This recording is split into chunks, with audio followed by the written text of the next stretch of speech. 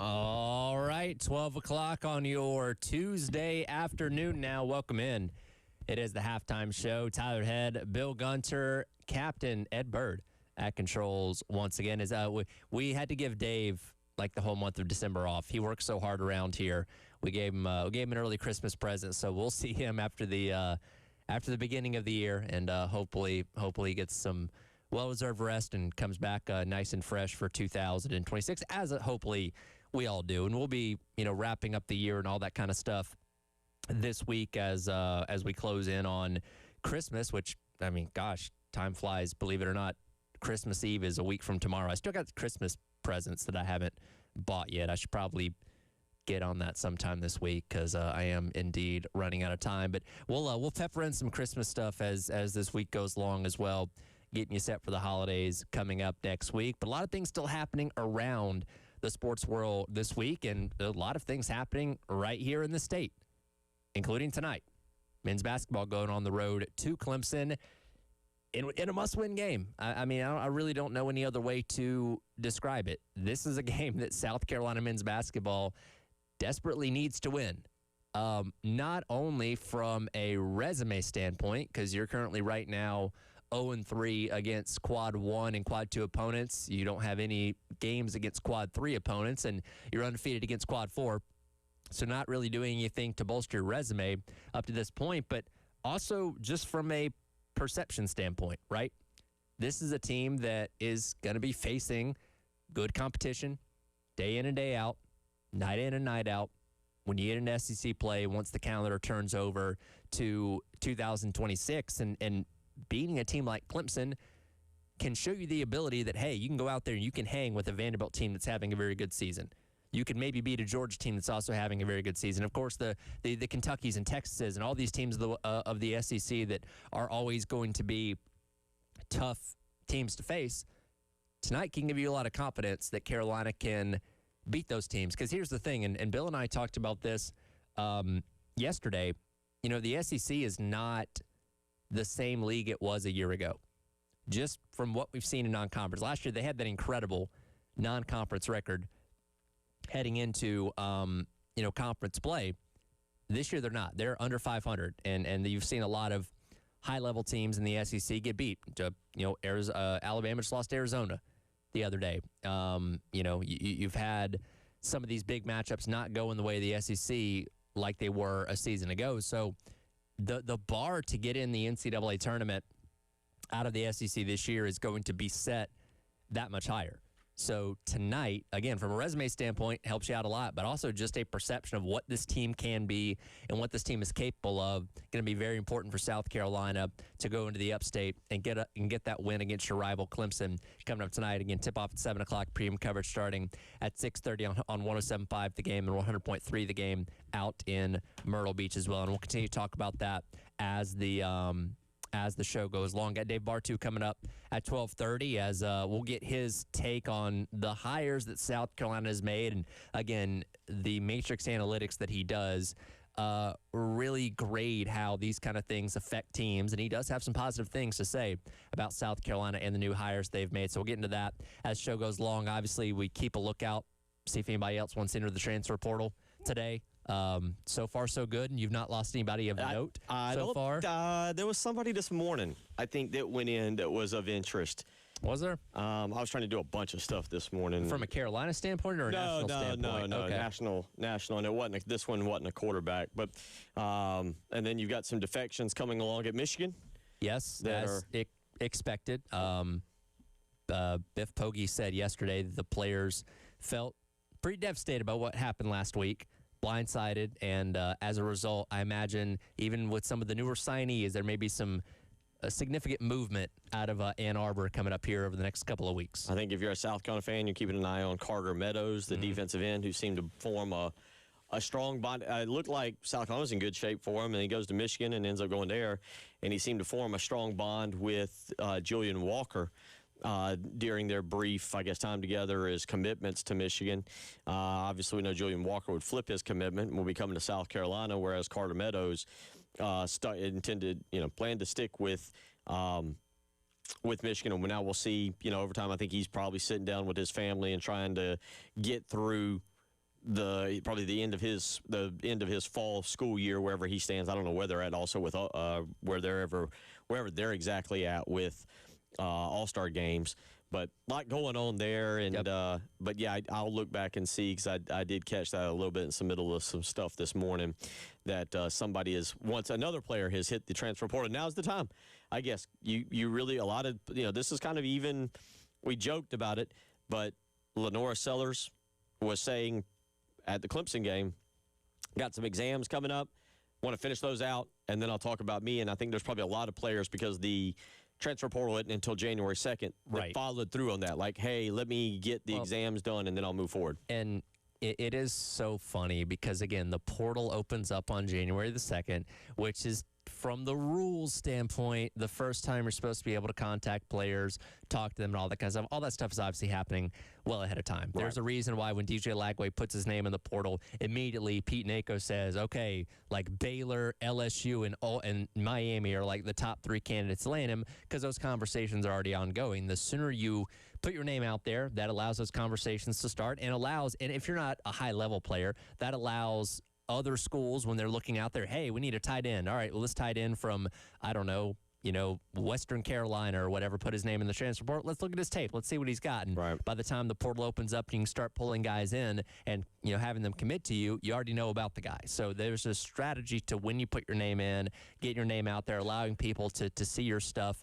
And then, again, we talked about it like speed dating yesterday. You want to make sure that everybody has as much information as possible so you can land in the best possible place for you. Do you think DJ Lagway has a deal pretty much set in play? With the general feeling is that Dylan Raiola's done to Miami. That's a done. That was all part of the process that this has been done.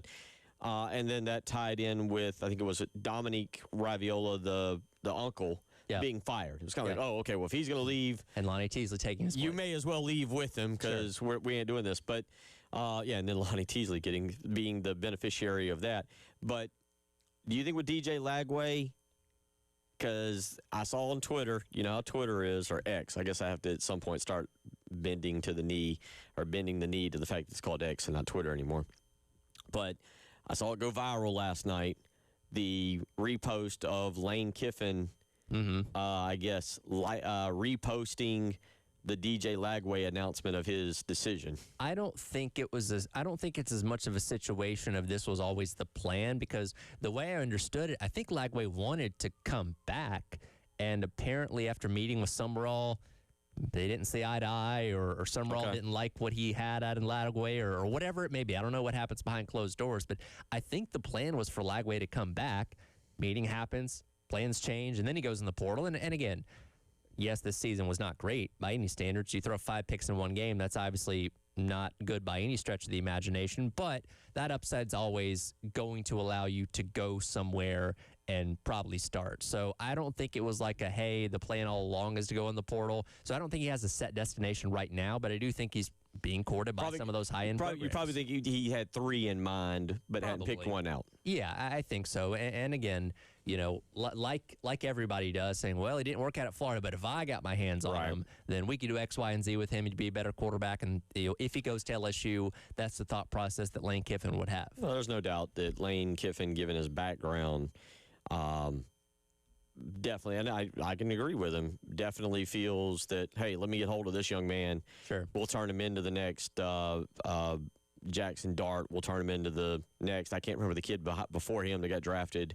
What was the kid's name that I really liked? Matt Corral. Is it Corral? Corral was there, yeah. Corral, okay. Matty Corral, who then went to the Panthers. I don't think he's with the Panthers anymore, is he? I think he's been bouncing around the league. So, with that being said, I can see where Lane Kiffin thinks that way. Texas Tech will be in the market for a quarterback. They've been mentioned because they have no problem throwing around money in the transfer portal, and then a few others you may see. I know it seems like he's going to go to Miami, but how hilarious would it be if Dylan Raiola went to Texas Tech to fulfill the Mahomes legacy? Yeah, I've seen that is now Dylan Raiola's got it. That will be something if that is what comes to fruition. He can wear number 5 to the whole 9 yards. And I hate to say it, Patrick Mahomes has some free time to convince him now. He does. But so do you think this is one of those situations where, like, in Raiola's mind, Mahomes is his best friend, But Mahomes, like, yeah, I know the guy, but like, Yeah. we're not like buddy. I see him. I see Mahomes being like, he's like my little brother. Yeah, it's like, all right, I'll text him occasionally, but like for Raiola, it's like, no, like we're best friends, man. Yeah, he's sitting in a nice club, bar, whatever is the nicest one in Lincoln, Nebraska, being like, yeah, I call him Patty. Yeah. He's my P-Dog. Yeah. Yeah. And then Mahomes is, in Kansas City, maybe post game or something, or chilling with his friends, and they're like, Dylan Wright. He's like, yeah, I mean, It's one of those things. I've supported him. When people bring up his name, he has to go, oh, yeah, Dylan. Yeah, I know Dylan. It's not like at the top of his mind you on type that thing. Yeah, I'm with you on that. Different kind of relationship. So, all right, we'll get into all of that today. You mentioned Dave Bartoo. They've got an exciting new analytic program that is supposed to help colleges, not just football. And we'll give an example, but not just football, but it's supposed to help colleges across the board be able to find and start scouting high school recruits at an earlier age. And they've apparently found some for softball already. Just to give you an example of it's not just a football deal. And so we'll hear a little bit about that and also get his take on the Kendall Briles hire as well. So we'll do all of that today. Also talk a little bit more about Steve Tannehill, just kind of reminisce. Don't want that to die down just yet because we have a Dabo story of Tannehill if you want to use that later too. We will hear that from Dabo on Dabo putting in his thoughts and prayers for the Tannehill family as well. So we'll get into that and a few other things as we roll along. You were mentioning it, Carolina Clemson tonight. Got to have it. We'll talk about that. It's something we'll hear a little bit of what Lamont Paris had to say post Citadel game on Saturday night. So we'll talk about that. Coming up next, though, yesterday we did our best of South Carolina football. We'll get to our worst. Yes. The 3 worst plays, moments of the season. It was a little easier to find the worst stuff. When you said 3, I was thankful. I didn't want to spend all You can do more if you want. No, I got 3. We'll stick with that. 803-404-6100. You're listening to The Halftime Show.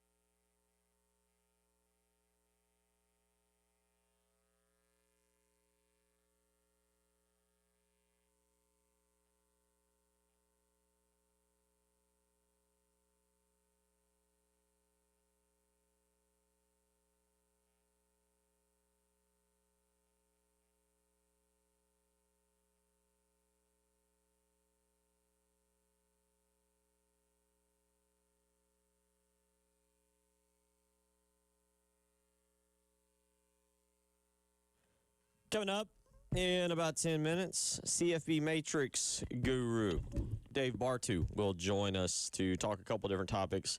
Everything from what his rankings say about the hiring of Kendall Briles to this new analytics system that he has partnered not just with South Carolina, a lot of other schools as well, but how it'll help, again, not just the South Carolina football team, but all sports be able to maybe identify athletes at an earlier age and start recruiting them. So we'll let him explain that as well. 803-404-6100 if you want to weigh in on anything. So yesterday, we had a hard time trying to come up. I had a hard time with our 3 best moments of the season for South Carolina football. Yep. We didn't get around to doing the worst, and we did want to do that, but it was a lot easier. Matter of fact, limiting it to just 3 was more of a tall task.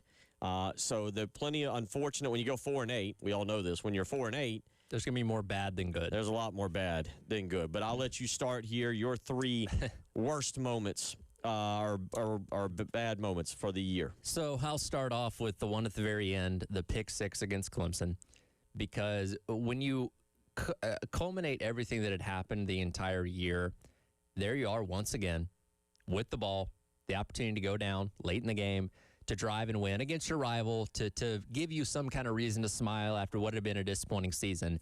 And, like, you didn't even get a chance to, like, process what was happening. And they go from being up, 6 to being up 14 in the blink of an eye, right? Because you were right there backed up on your own 5. Ball gets tipped off of Harbor in the defensive player's hands, scores a touchdown, and boom, the game's over. And I've never seen Williams-Brice Stadium empty out that fast. So from the fact that it came in the last game against your rival and was something that, again, was very reminiscent of what you'd seen throughout the entire year in terms of not capitalizing when you had opportunities to win the game, terrible moment. Okay. All right. That's 1 for you. It's 1. You want me to go through all 3? Yeah, go through all 3. All right. I got to include the second half against A&M. Yeah. We had the first half in the best of yesterday because we're feeling great. Like, I think halftime of the A&M game was probably the best outside of maybe after the Virginia Tech game this fan base felt the entire year. Because, again, the season was kind of lost at that point. You still had an opportunity to make a bowl game, but, like, oh, my God. Well, you were going to pick up a top 10 victory on the road, too. A top 10 victory on the road. You were going to end A&M's undefeated streak. Like, it gave you a reason to feel good. And then the collapse happens in the second half. Was it like 80, 90 yards of total offense? Like, couldn't do anything. Even still, you had the opportunity to win the game at the very end, and you blew that, too. So second half against A&M definitely got to be included in there. And my final one, halfway through the third quarter against Missouri. First and goal at the 2-yard line. Rasul Faison blows the block. Lenore Sellers gets sacked. That leads to you kicking a field goal, going up 17-12. But how significant that could have been. Had you been able to go up 21-12 in that game, you might have won that game. Again, you still had that opportunity to win it in the fourth quarter because you're still leading at that point in time. But that was just kind of a microcosm for the struggles of this team from a offensive line blocking standpoint, your running backs not being what you needed them to be, and Sellers not being able to get rid of the ball fast enough. And, again, that was a tough situation because he didn't have a guy right in his face as soon as he snapped the ball. But just kind of a culmination of everything in that one play summed up this entire season. Okay. All right. We've got the same first 2. Okay. Mine are a little bit different. I went with the Clemson game as a whole. All right. Because it really, in the moment, you're like, all right, we're in this game. But after reflection, you hit 2 long touchdown passes. Yes. Were you in it? Yeah. It felt like it was another one of those games where you just mentioned that Lenore Sellers gets the ball. It's got to go 95 yards in 5 minutes for the win. And it's kind of like, we shouldn't be here. You would, had they gone on that long drive and scored a touchdown, you would have felt like you stole it, right? Like, okay, we really probably shouldn't have won this game, but we found a way to win it. And by the way, the numbers were pretty even, which makes it even crazier. But that's also, again, a couple long plays in that game. So I just go the whole game. It was just it was a fitting end to a horrible season, but I just went the whole game. Number 2, I narrowed it down. Because I think this was an excruciating 10 minutes, the Texas A&M game, when Texas A&M takes the lead. That's the crazy thing. We're like, well, it took all of the second half for A&M to rally from 4 touchdowns down. No, it took 25 minutes. 20 minutes, really. 20 minutes. Yeah, I'm 20 sorry, minutes. 20 minutes, yeah. It took 20 minutes. It was like right at 10 minutes to go when they finally got the lead. So it took 20 minutes to clear up a 4-touchdown deficit. And I'm speaking from my vantage point of – man, I know the first half was good, but this looks more like Gamecock football. Sure. And now we got to sit here for 10 minutes hoping that we can go down the field and make something happen and be like the first half when that's the anomaly to the other 7 games we played or whatever, 8 games. It was, to me, that 10 minutes was like you were invested, right? Sure. You'd watched 2/3 of the game. South Carolina's still in the game. They're down a point. A field goal puts you back up. Yeah, it's like, all right, well, we choked the lead away, but can we do something? Can we score any points? Safety. Say anything at this point. Block a punt. I don't know. Anything to give us the lead back. And it was so I say that 10 minutes because I think for a lot of people, you're holding out hope. I mean, what? Because South Carolina was up 30-24, and you're holding out hope. All right, hold A&M to a field goal. Just hold on. Something, anything. Just get hold on. And they score a touchdown. There's 10 minutes to go, and you're like, now we're down. Yeah. But again, only 1 point. Any score of any possible combination puts you up. That's all you had to do. And quite frankly, you thought, all right, if we can score, maybe we can get one stop, and the clock runs out. Yeah. We get the ball back, and we run the clock out.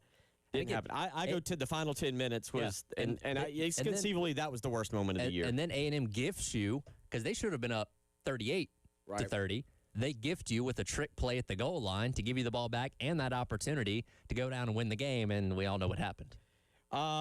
There's so many to choose from. I'm just going to go different because I think this is when we started to realize something wasn't right. Okay. Right? Now, here's the part that a lot of you might say, no, I blame it on the rain, literally. Who sang that? Milli Vanilli? Are you familiar with Milli Vanilli? I'm familiar with Milli Vanilli. I think you're right on that. Yeah, okay. I think it's blame it on the rain. I'm gonna backtrack to the South Carolina State game and just how bad that first quarter was, Tyler. Like, yeah, South Carolina State led the game 3-0, and Vakari Swain returns. Has to return 2 punts to take the lead, and by the way, has to return 2 punts starting at the 5-minute mark of the second quarter. Yep. So basically, the first 20 minutes of the, and I think I was wrong. South Carolina dominated. I think we said 30 minutes or 20 minutes, but basically, yeah, no, we were right on that. But basically, South Carolina is trailing in that game for the first 25 minutes of the game. Yeah, their first 3 drives were all 3 and outs. It was not until the 4th drive where they missed the field goal that they even gained a first down. And by the end, I know South Carolina State won the Cricket Celebration Bowl, and it was phenomenal. And it's not like South Carolina State's a bad team, but let's be honest, for what South Carolina was supposed to be, that you shouldn't have been. You shouldn't have been down with 5 minutes to go 5:01 to go. No, precisely in the third quarter or second quarter. Right.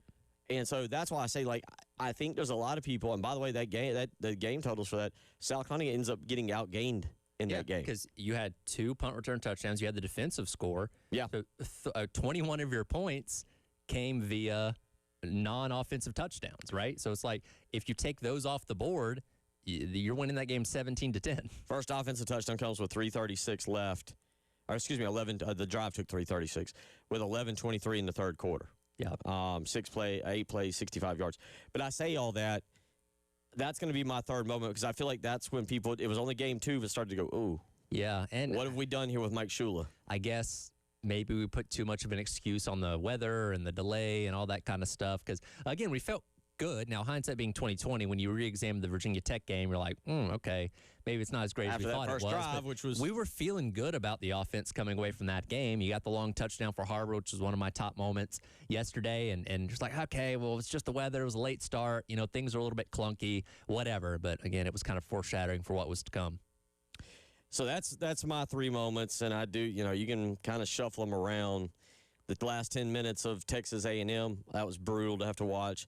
The whole Clemson game, brutal to watch, obviously the end of that.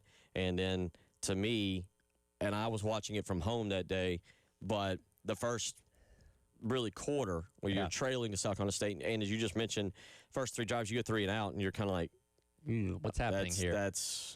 and yeah, you're right. I think we all were like, oh, it's a weather delay. Yeah, whatever. and Second game. They got a big one against Vanderbilt next day. Like, it was all the excuses came out. Sure. Now we know. Yeah. 803-404-6100. CFB Football Matrix. Dave Bartu joins us when we come back. You're listening to the Halftime Show.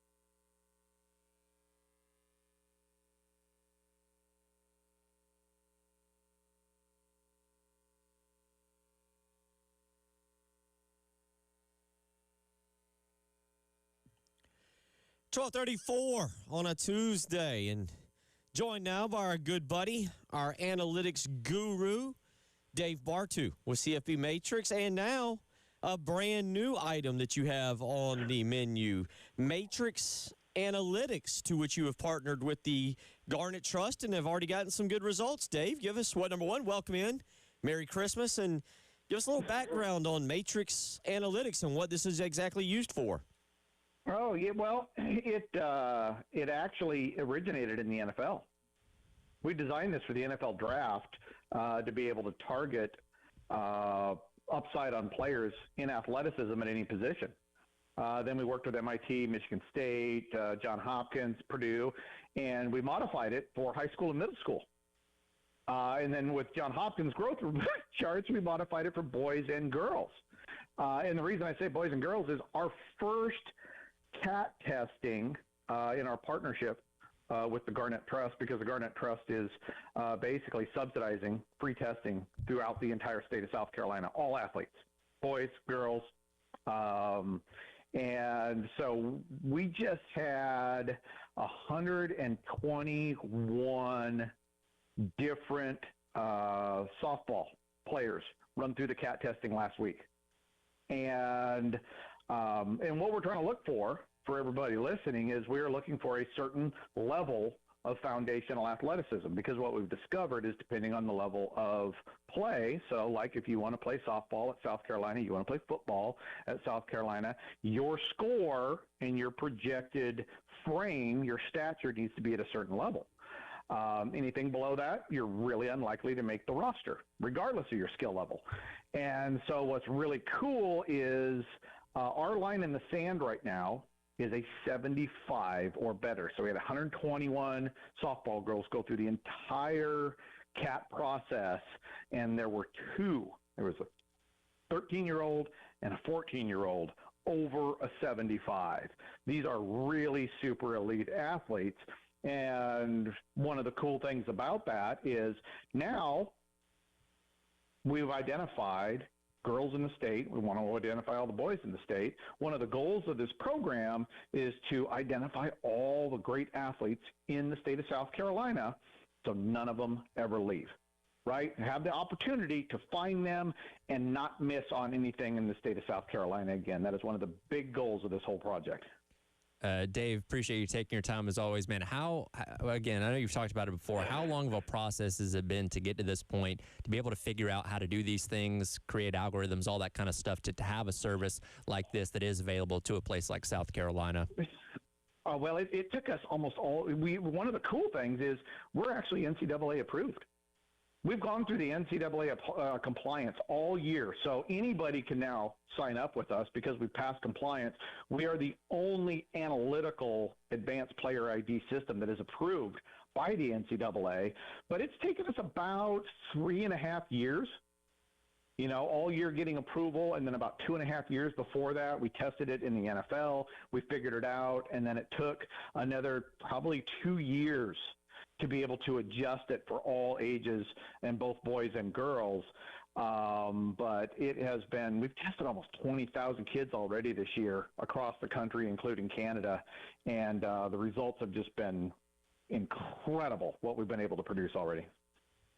He is Dave Bartu, and obviously his Twitter account and his company, CFB College Football Matrix, is where you can go and check that out. A lot of great stuff, but you hear what he's talking about. How did you start to partner with South Carolina on this? How did that come about? You mentioned any other schools are available to do it, so I know South Carolina's not going to be the only one, but how did South Carolina get involved? Did they reach out to you? Did you reach out to them? How did South Carolina get the jump on this?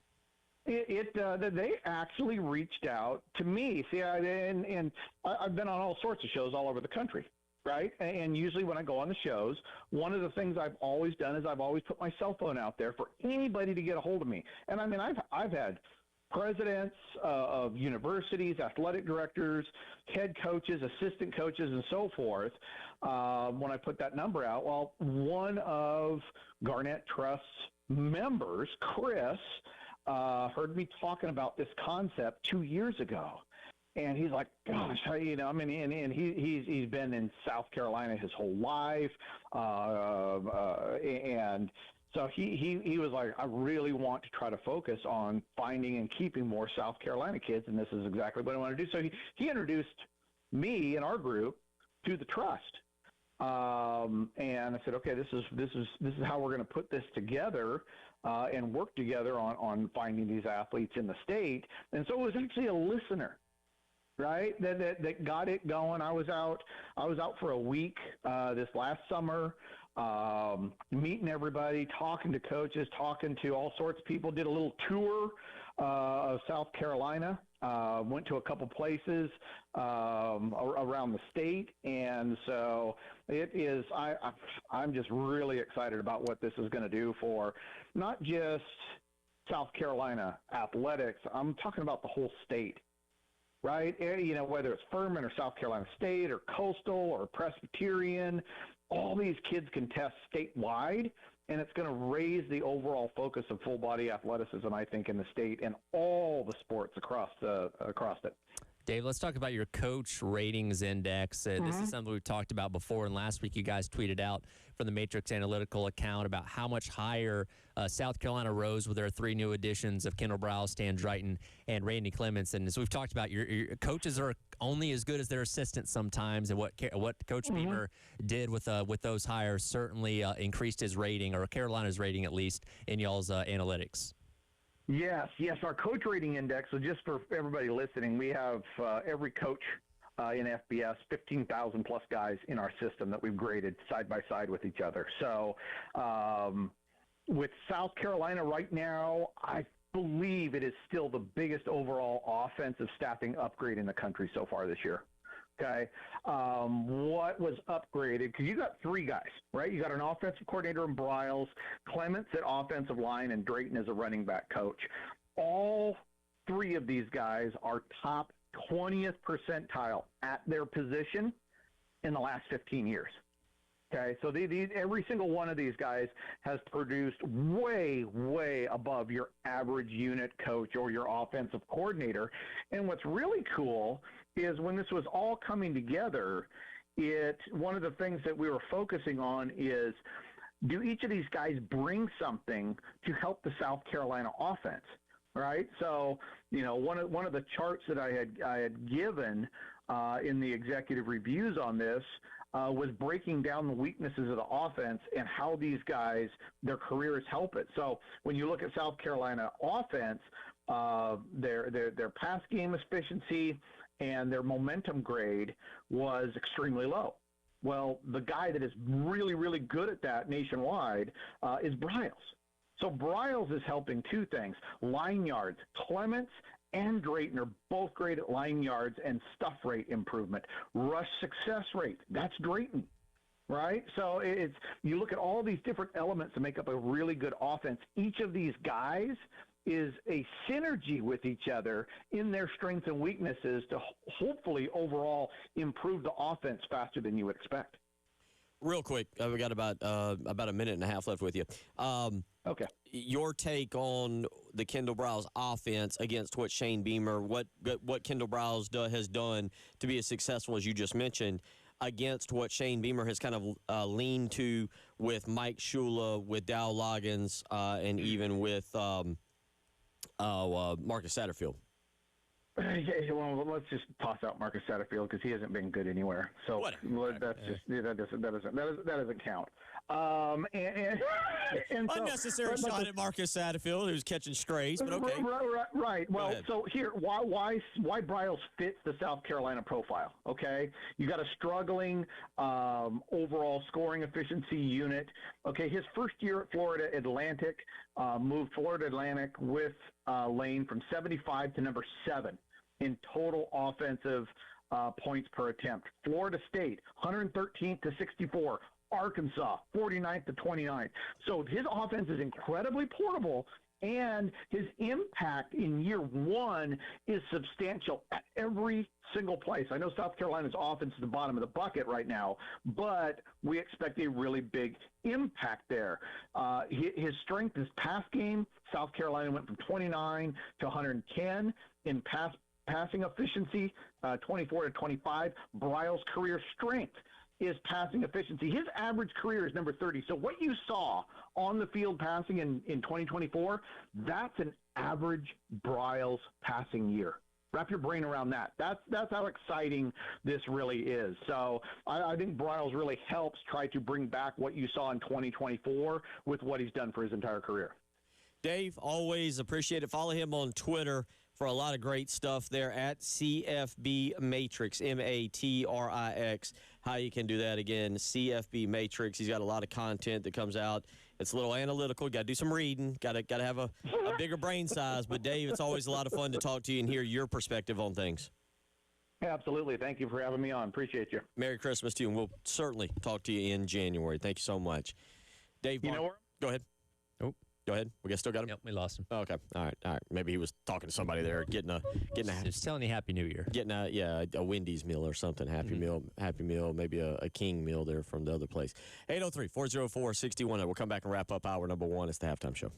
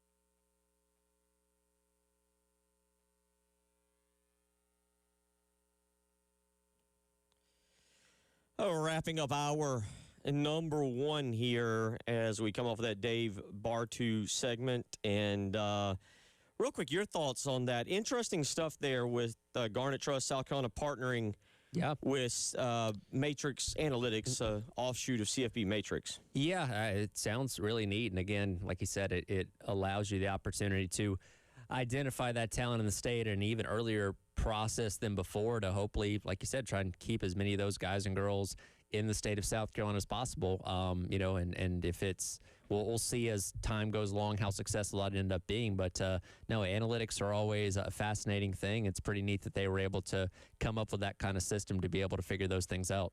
Far smarter than I am to come up with that kind of system and how you want to do that. Now, do you think that part of that system analyzes the brain function of a 13 or 14-year-old if down the road they will be transfer happy? I don't know if that's baked into the matrix or not. Do you think doing this, someone could have analyzed TJ Finley, who has a history with South Carolina? He does. It's his first career start against Carolina. Played him in back-to-back years with different teams. Yep. I saw this yesterday. And those of you remember, TJ Finley played for LSU, got the start when Max Johnson went out. I think it was Max Johnson. No, Brennan was his last name. Miles Brennan. Miles Brennan. Okay. All right. Johnson started after. It's been so many years ago. It was the season after they won the national championship. It was pre-COVID. Well, it was during COVID. Oh, was it? It was 2020. It was the COVID season. So the LSU won the Natty in January. The next season, TJ Finley was one of their quarterbacks. Okay, you're right. Is that right? The COVID year? Yeah. Again, COVID so year. Long. I'm memories catching up to me. Then he goes to Auburn. Yes, 2 seasons. And in that pivotal win over Auburn, they got South Carolina Bowl eligible in 2021. He's the quarterback. I couldn't tell you exactly how it went after that. I know Western Kentucky's involved. I know Texas State is involved. I know Tulane is involved. That's 5 if you're keeping track. Right. He never played for Tulane. Correct. Got in trouble while he was there. Then this past season was at Georgia State. Yep. And will now, Tyler, enter the transfer portal for a record set. Is that right, one? Yeah. Two, now, yeah. He is also seeking a waiver. He's got to get that. But yes, he would be seeking a 7th year of eligibility if granted. Does he deserve a waiver? I don't think so. To my knowledge, he hasn't suffered any devastating injuries, I don't think. I don't know. I mean, okay, he got a 6th year because of COVID, sure. But I don't know where. He didn't play junior college football. That was Diego Pavia's thing, so I don't know where. I don't know what his argument for that 7th year is going to be. I have no idea. I do know that I can't blame him. I've read actually a little bit on this because I'm just like, my goodness, what is going on here? And because, again, as Tyler just pointed out, injury's not a factor in this. I don't think that there was a lot of coaching turnover involved in some of this. I don't remember precisely when Brian Kelly went to LSU. 2022. Okay. So he was already long gone by then. So I say all that because, Tyler, like, honestly, would you be shocked if he gets this, if Diego Pavia doesn't look around? Like, Diego Pavia's got to be smart enough, regardless of what you think, to look around and be like, I can't make it in the NFL. Yeah. I'm not an NFL dude. If I come back to Vanderbilt for another year, or Diego Pavia now could be like, all right, y'all got Jared Curtis, I can hop in the portal. Somebody's going to take me. Hey, listen, Diego Pavia, if he were to come back to Vanderbilt, he'd be earning millions of dollars, which, again, he's not going to probably get the opportunity to earn at the next level. Let's circle back down to a little. Yeah. TJ Finley will make more money playing college football from some kind of NIL than he would at any job that he can go and get. 1,000%. Yeah, even if he's, I don't know, he's making $100K to play at a G5 school, yeah, that's probably better than whatever. I don't know what he's majoring in. He seems to be avoiding the workforce at this point. Exactly. Yeah. But do you think this leads to Diego Pavia looking around going, I think, one more run at the Heisman? I'll take a shot. I think he said he's done with college football a while back. Now, he could change his mind and sue the NCAA again, I guess. But I think they're both the ReliaQuest Bowl against Iowa, I think, will be the last time we see Diego Pavia. Just like we assume that Luke Doty has. That's true. Yeah, I am 99% sure Luke Doty has no eligibility left, and he could be a GA on the staff next year. That wouldn't surprise me. He got a degree in coaching, but I don't think Luke Doty's going to be able to put on the pads and helmet anymore after this year. 803-404-6100. All right, let's start with a couple text messages here. Text weighs in on TJ Finley. I think he meant to say he sat out the COVID year. No, he played. He got the start against Played South 5 Carolina. games. Yeah, he got the start against South Carolina. That was his first start. South Carolina went down there fresh off the Auburn victory. Yep. And then proceeded to play. And then the following year, 2021, he had gone to Auburn and came up here late in the season, the game before the Clemson game, and played. So he wasn't sitting that one out either. Yeah. I mean, I guess he could have taken a red shirt at Western Kentucky because he only played 3 games. So maybe that's where that's coming from. I don't know. It's wild. I'll get into this question from Russ on keeping in-state talent at home. We'll talk about that when we come back, and plenty more. It's the Halftime Show.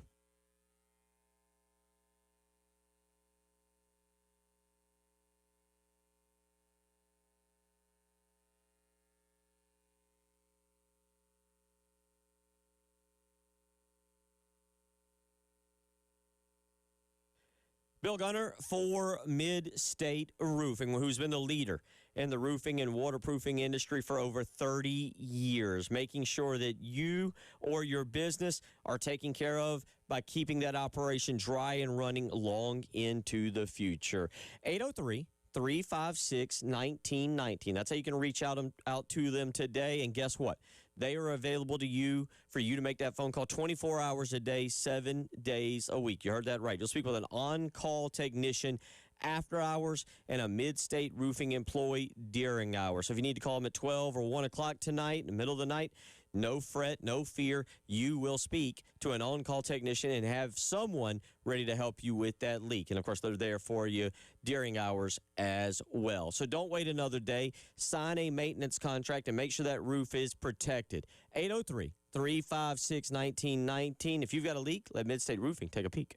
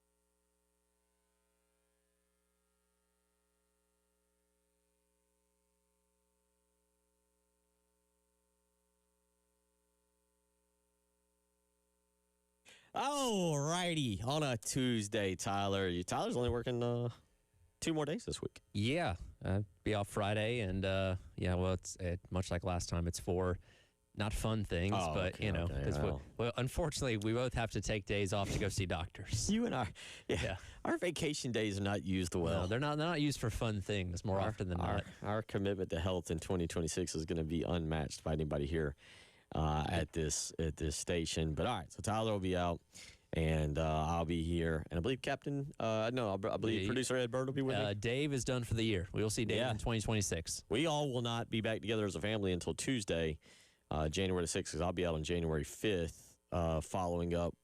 And I'll just be honest, it's for a CT scan and a stress test. Again, another day of seeing a doctor instead of and early kicking your feet up. And early. That's a 7:30 to 2 o'clock thing on January 5th. But the good news for me, and just being open and honest about it, is if that goes well, which I was told last Friday it should, if that goes well, I will be on their kidney transplant list. So Fantastic. We're moving along. We're moving along at a good rate. I'm impatient, and I'm tired of feeling the way that I kind of feel, but we're getting there. 2026 will be an interesting year as we get Austin recovered from his ACL, as we get me, hopefully a kidney. It's going to be an interesting 2026, and almost 2 weeks away, Tyler. 2 weeks from tomorrow will be the 31st. A week from tomorrow, Christmas Eve. You got shopping done yet? No, there's a couple of things. I attempted to get it done this weekend, and some things I had an idea of, but I didn't have enough information on the person that I was buying for that I now know. I just need, and I'll probably do this on Friday driving back here from Georgia to get those final couple of things Okay. to round out the list. Now, are you an Amazon shopper or are you a store shopper? I'm a pretty big Amazon shopper now. The best thing is when people just tell me directly what they want. Like I have a niece and nephew, so I'll text my sister, like in November, like, hey, what do they want? She'll send me a list of things. Boom, boom, boom, boom. Done. Okay. Easy, out of the way. And Good uncle. Yeah, and look, if we see things in the store like, oh, I think they'd like that, we'll Right. buy it. But she usually has a list on Amazon, makes it very easy, comes right to the door, wrap it, no problem. I'm a bad gift giver if you don't tell me what you want, because then I just go to the store and I'm looking around like, all right, that looks like something they would like. I don't have, like, my wife's good about this, where she can think about things that people like and ideas off of that. I'm not. Okay. So I'm just like, all right, I'll get you a shirt, I guess, maybe. I don't know. Yeah, it's kind of welcome to my world. But I got a lot of Christmas Amazon shopping done for my kids mainly over the weekend. And so now going home every day is kind of like coming home to Christmas. There's Yeah. boxes at my door, There you go. which is better. I'll be openly honest about my lifestyle and what I did back in 2017. I was going through my divorce, and it was the first Christmas truly post-divorce that I was dealing, and you get your kids here and there, and you're dealing with everything. And I had we'll just say a rough December, right? Okay. There was some nights that I might have been slightly inebriated doing Amazon shopping. Sure. And when you go down that path, you kind of don't worry about. You start worrying about. You like nobody's gonna. You get all depressed and for yourself, and you're like nobody's gonna get me gifts. I better get my own gifts. Yeah. So there was like a weekend where I hit up multiple Christmas parties. Would come home to an empty house. I was going through the divorce. I was 35, I think, and I was like, nobody's gonna give me gifts. I gotta get my own stuff.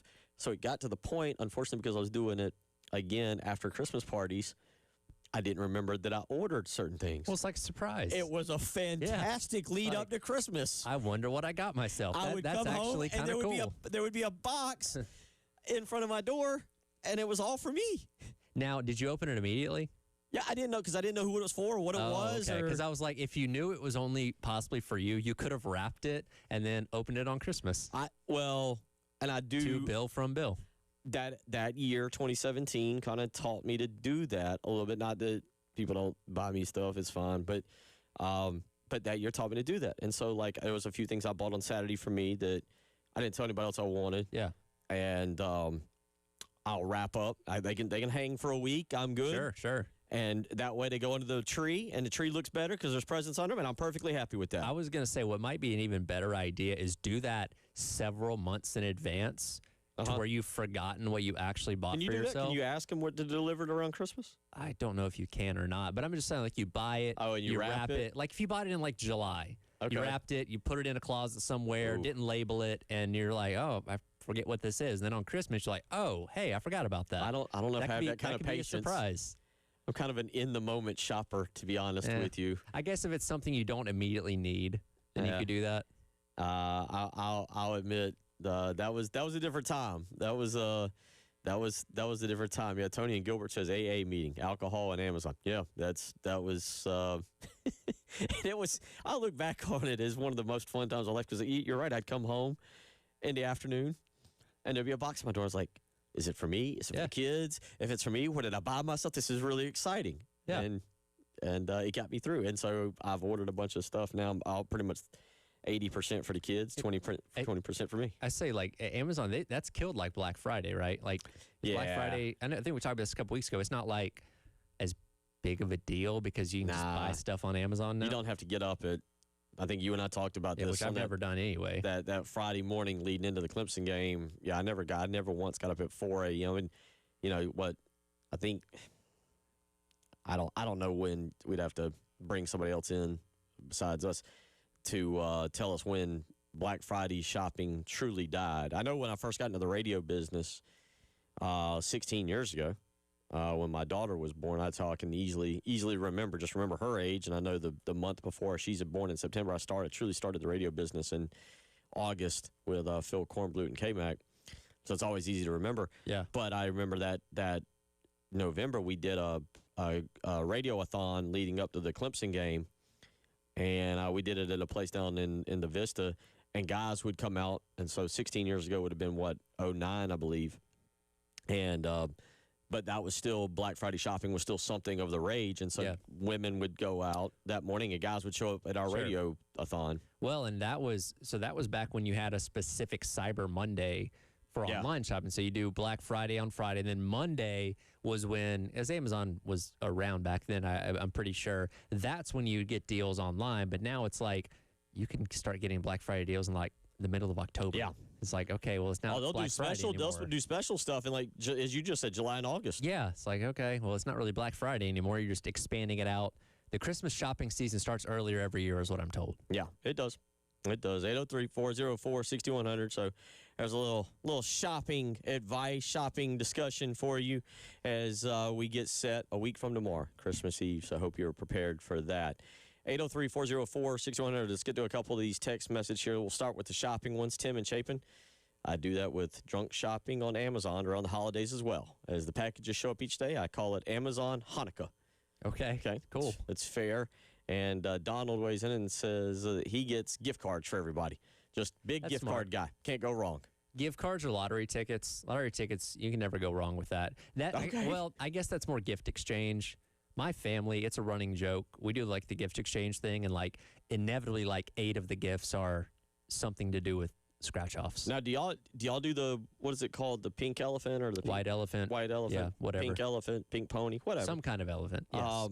But y'all do something like that? We do, yeah. No fights have broken out at the house. No relatives have ended up mad and not talked to another relative until the following Christmas. There's nothing been of that high value. Again, the lottery tickets kind of end up being the thing that are the most sought after, but then there end up being like 6 gifts with them in there. Okay. So it kind of evens out. And also, my mom's cousin is that person that always wins on Lotto. So you may have won the tickets. You'll get him to scratch it off because he's just so lucky with those things that maybe you'll actually win something. Like, all right, I'll give you 10% of whatever I win. Okay. Or whatever. But no family altering fights have broken out for those. That's a dangerous game to play. You got to really know the family to get involved, especially if like kids are involved in it. Sure. Well, if kids are involved in it, and I like to go with very like funny, more adult humor type of gifts. Yeah, okay. So you do have to be like, all right, what kids are going to be at this that could see this or could ask about this? So you got to be careful. Not like adding rules and regulations to your family Christmas party. It's like you go to like Spencer's at the mall. Like that's the perfect place for those kind of gifts, but you got to know your audience. Very, very true. Very true. If you got some Christmas traditions, we'll get into maybe later in the week on Thursday before you leave. your sports nice or naughty list Okay. for 2025. By like the it. way, I put this on Twitter the other day after what is now coming out about Diego Pavia on Saturday night. Who finishes the year as the bigger villain? Lane Kiffin or Diego Pavia? Because I felt like Lane Kiffin surpassed him here this month. And now the way Pavia acted and the video of him with the Bleep Indiana sign walking around New York, there's rumors that he got arrested. I haven't seen anything this definitive he got arrested, but rumors he got arrested, the way he kind of acted. Obviously, there's also the video of him and his brothers showing up looking like mafia members, essentially. Yeah. Like, it was not a good Saturday night for Diego Pavia. It wasn't. I still think Lane's the bigger villain. I think Lane is, Yeah. but boy, if you were on the fence about Pavia, you're not anymore, in my opinion. You either loved it or you absolutely are like, this guy, get him out of my life, get him out of college football, get him to wherever he wants to go.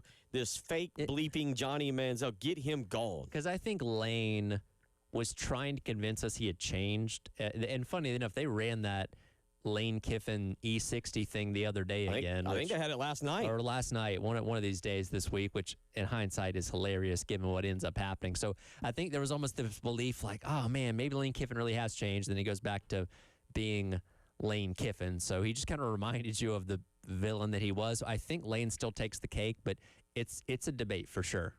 803-404-6100. Well, I'll ask you this question now. We'll talk about this for just a minute and move on to the basketball stuff. Russ weighed in a little while ago after the Dave Bartu segment and said, would you guys one day explain why it's such a good idea to keep in-state talent at home? I would love to learn that. I'm one that I don't care where they come from as long as they are good. Russ, thanks. Great show as always. Your thoughts on that? I mean, Carolina is a state, for as small as it is, produces a lot of really good talent. And again, when you're an in-state institution, one of the flagships of the state at South Carolina or Clemson, you want to, as Beamer talks about, hang on to those in-state guys first. And I get it. You know, if you got a guy that's great from California that wants to come here, or Texas, that's great too. But your best and easiest path is getting guys in state. And again, this is a state that produces a lot of high-level talent. So I understand the need to want to win this state first and then go out there. And they do. They get guys from all over the place, DMV, place like that, Alabama. That's where Landon Duckworth came. So you're not limiting yourself. But again, it's one of the higher priorities to make sure guys don't escape out of your backyard and go elsewhere. You want the guys that, or Julian Walker's a great example right here in the Midlands, and obviously his father. Now, part of what Dave Bartu's system is designed to do is to help you identify them at an earlier age. Yes. So that you can start recruiting them. He mentioned the two softball young women. And I don't know if he said it on air, he said it to me, but they're like seventh graders. Now, they may not pan out. Sure. And obviously, you're not going to identify everyone. There's somebody who's going to hit a growth spurt later, whose skills are going to develop more. You know, I've been watching a lot of stuff on Kobe Bryant for whatever reason lately, and he talks about how he really didn't get into basketball until he was 12. Right. And then kind of developed from there and all of a sudden took off over those 3 years till he was 15. But, so it's not a perfect system, but it is built in to help you identify kids at a lower level so you can start being like, hey. Yeah. Come learn about our program. And obviously, the earlier you can get a jump on it, the earlier, and, they're set for the state of South Carolina right now, I think. I don't know if this program, we should have asked him, and I'll find out later, if this program works, and you're like, well, we want to know the North Carolina standards. Right. The state of North Carolina. We want to know what's in Florida, Virginia, or, Georgia. You get my point, Southeast. Yeah. And then you go, oh, there's a 14-year-old in North Carolina, like in Charlotte, that we should go ahead and start being like, hey, come on down. Sure. We're not going to offer you a scholarship yet. But I think that's the big thing with Dave Bartu's system. Yeah. And again, being in state, you have an opportunity to get in on these kids earlier. Yeah. So 803-404-6100, how you can weigh in. We'll come back. It's a big one up at Little John Coliseum tonight. Oh, and the Gamecocks have new jerseys as well. Oh, boy. We'll talk about all of that. You're listening to Tyler Head, Bill Gunner, producer Ed Bird. It is the Halftime Show.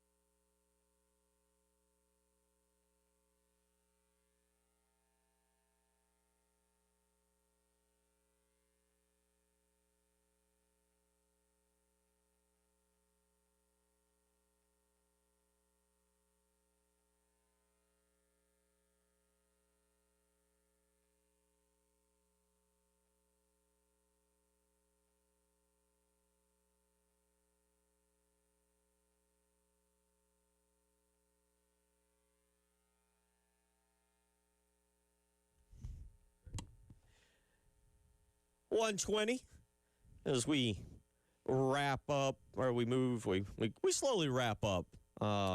For us, again, if you don't know, we are here till Friday. Tyler's here till Thursday. I'm here till Friday. And then we'll have the next 2 weeks off. Yes. We'll take the next 2 weeks off, and we're going to kind of wrap up the year, Tyler, that is, there's no other way to describe it. I gave the stats yesterday. 10-53 against SEC competition and Clemson. Yep. And that is in the three major men's sports. Basketball last year going 6-28. That would be, baseball went 6-28. Baseball went 6-24 in conference play. Was swept by Clemson. That's 3, and then lost the first game of the conference tournament to get to 28. Yeah, Jack and I did our best and worst of non-football SC sports earlier today, and one of my worst was Maneri's handling of getting swept by Clemson, where you're just kind of like, it's whatever. We got more important games coming up. It's like, I don't think you get it, man. You got to learn, man. You got to learn. Yeah. Which hopefully he has, and as we talked about, I have no clue what to expect out of baseball when the calendar turns. I'm with you, but going back, and again, we said it, in coming off of 2024, kind of this time last year, basketball was going a little downhill, but this time last year, you were at least coming off a season in men's basketball in the 23-24, you got to circle way back, 24-25, that saw the team make the NCAA tournament. Yes. No, did I do that? No, it was 23-24. Anyway, 23-24. Getting old, man. Yeah. I'm sorry. And when sports cross year to year, it makes it trickier. But 2024 was a great year for South Carolina. Baseball, basketball, football. 25 has been absolutely atrocious. And technically, it's not off to a good start right now, Tyler. Football goes 4-8. They go 1-8 against the SEC, 1-7 against the SEC. Throw in a Clemson loss, that's 1-8. Basketball, and we're going to talk about this. I don't know. I don't know how to read this team just yet. They've beaten who they're supposed to. Yeah. And a few times they've looked ugly in beating the teams they're supposed to. All quad 4 teams. The teams that you need to win against, Northwestern, Butler, Virginia Tech, you're 0-3, and in all 3 games you shot below 30% from three-point range. Yeah, now you can say they were in all those games, so it's not like you got blown out. So you hope that that's something that can be corrected starting tonight against Clemson. But in terms of having confidence going into your SEC play, tonight is very pivotal. And this is a good Clemson team that's still trying to figure themselves out a little bit too. But they did beat a really good Georgia team a couple weeks back. They did blow that game to BYU at the Jimmy V Classic last week, but they did have a 22-point lead on them, which is worth something. So they're capable. You're going into their barn, always a tough place to play. Weirdly enough, Carolina seems to do well up there under Lamont Paris. Still hadn't quite figured that one out. It's dealing with them here that seems to be the problem. And it's going to be worth a lot in terms of how we feel about this team going forward. Yeah, the big, for me, one of those big things, again, is shooting the way they've shot. This team is shooting 31.3% for the year. That's outside of the top 200 from three-point range. I don't know where exactly when the numbers adjust from the last time you look and teams playing other games and everything. But I know it's still outside of the top 200. But this is a game tonight, aside from the fact that it's Clemson, we can watch and say, oof, that team's in trouble for SEC play. Yeah. Oof, why are you talking NCAA tournament? But until I would say they're officially eliminated, you keep talking about it. And tonight's a game that you need to win because, yes, if you're in a position to be on the bubble, it would matter for something. And correction, it's the games here that they've won. It's up there that they've struggled in the Paris area. It's gone back and forth. So good seasons, they don't beat Clemson. Bad seasons, they do beat Clemson. Well, that's what it seems like. Three-year sample. Yeah, 3-year sample. But size. you say that you've got Clemson down 2 years ago. Yeah. You have them down, and they shouldn't have lost that game. Sure. Shouldn't have won the other two. And I'm not even talking about how the years went. Right. I'm talking about how the games went. Right. Like how the games went, South Carolina shouldn't have won. And South Carolina should have won up in Little John in 2 years ago and blew a big lead late to the Tigers and lost that game. But, Tyler, back to my point, I get it. If you want to text in or call in and be like, Bill, if you even watch this, why are you even talking NCAA tournament? I do legitimately get it. But I'm not going to be the person that sits here and dogs them just yet. Sure. When they can win tonight's game and they can get hot and they can go 11-7 in conference. Would I put money up? Oh, no. Oh, no, sir. But they can get hot and they can win some conference games, and then all of a sudden they're in the tournament. Yeah, this game can be that spark point, right? Now, again, you played perhaps one of your worst games in the entire year Saturday, still won against, by 16 against Citadel. By the way, I feel like we've said that now twice or three have times. Said that, yeah. So it's like, okay, did you learn from that? Because listening to Lamont Paris after the game, he was extremely displeased with his preparedness of his team, how they came out energy-wise and all that kind of stuff. Is that something you can correct in 3 days? We'll have to see. Because, again, you're going into because, again, you played, Virginia Tech, was that here or there? Here. It was here. You played the Greenbrier against the other two teams. So you've not been in a true hostile road environment at all this year. And you're going to take on your biggest rival in a season for them that they're obviously trying to get themselves back to the NCAA tournament too. So I don't know how this team's going to look tonight. It's a big question mark. And again, as I pointed out, South Carolina this year, they have wins over Clemson in women's basketball. I think softball had several wins over them. But your men's sports right now are 0 for. Yeah. 0 for 3 in 2025 in baseball. 0 for 1 in football. And tonight, men's basketball gets their crack at the Tigers for just the year of 2025. I feel like we're onto a fresh new sports cycle with the start of football in 2025 that leads us through the academic calendar of 2026. But we'll see kind of how it plays out. We'll continue talking about this and listen to a little bit of Lamont Paris. But let's go to the phone lines here. Jeff wants to weigh in on women's basketball. Jeff, how you doing? What's on your mind? Well, this is kind of a crazy thought, but I did some research on it. I think that part of the problem with the men's basketball, not basketball, but baseball, football, men's basketball is not so good is because the women's basketball, because Dawn Staley's sitting there complaining about not having enough money for a 15-team roster. The women's basketball team lost $5.7 million last year, paid her a $4 million salary. Men's football makes $31 million. The basketball makes $3.8. And the Garnet Trust, from my understanding, the women's basketball just gives as much money as the football team for the Garnet Trust money. And what I'm saying is, if we're allocating all our resources to women's basketball, then that's taken away from the men's sport. I don't mind helping out, but you can't carry that whole load for women's basketball. And, if they need to generate more revenue for women's basketball, implement a seat tax. I mean, it's the cheapest sport to go visit. I mean, I don't know why they don't have a seat tax or, have a McGuire Club for men's basketball to raise revenue. Why don't have a Staley Club? You pay $2,000 a year for tickets.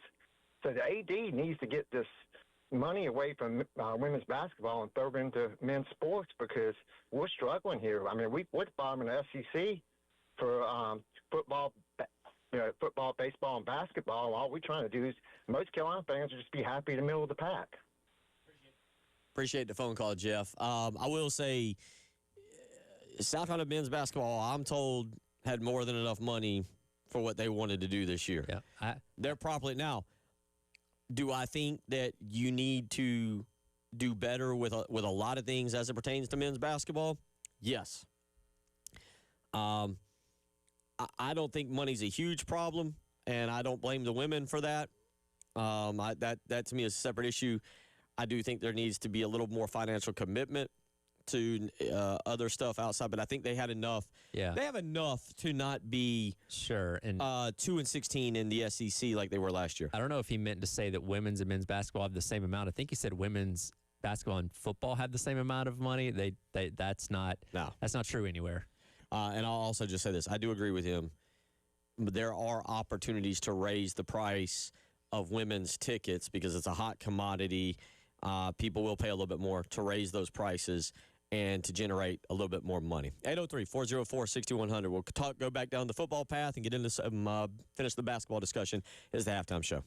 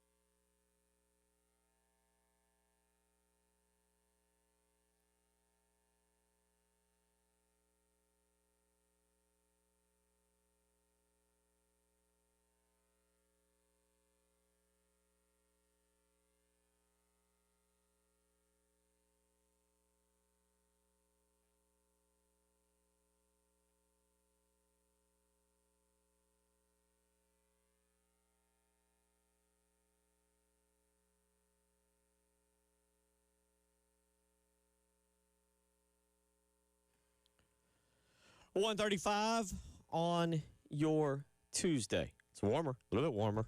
Yeah, definitely warmer than it was yesterday. Not as bad as it was yesterday. So if you want to weigh in on anything you've heard, 803-404-6100 is how you can weigh in. A couple people, Kathy says, you do not need to take money from women's basketball. And Lane Kiffin is still a horse's bleep. Always will be. Happy holidays to all of you. Thank you, Miss Kathy, for doing that. Chuck weighs in and said, with the previous caller, didn't realize the amount of advertising, free advertising Dawn Staley's brought in through all of her tournament experiences. And the money benefits the entire school, not just athletics. When the men made the Final Four, Frank had a large marquee in Times Square for he and the team. That's free advertising for the whole situation. I do agree, though, that, like, women's basketball is hot. And a lot of those people that buy tickets, number one, they're not buying for any other sport. Right. They're buying specifically, and that tells you the strength of the women's basketball program.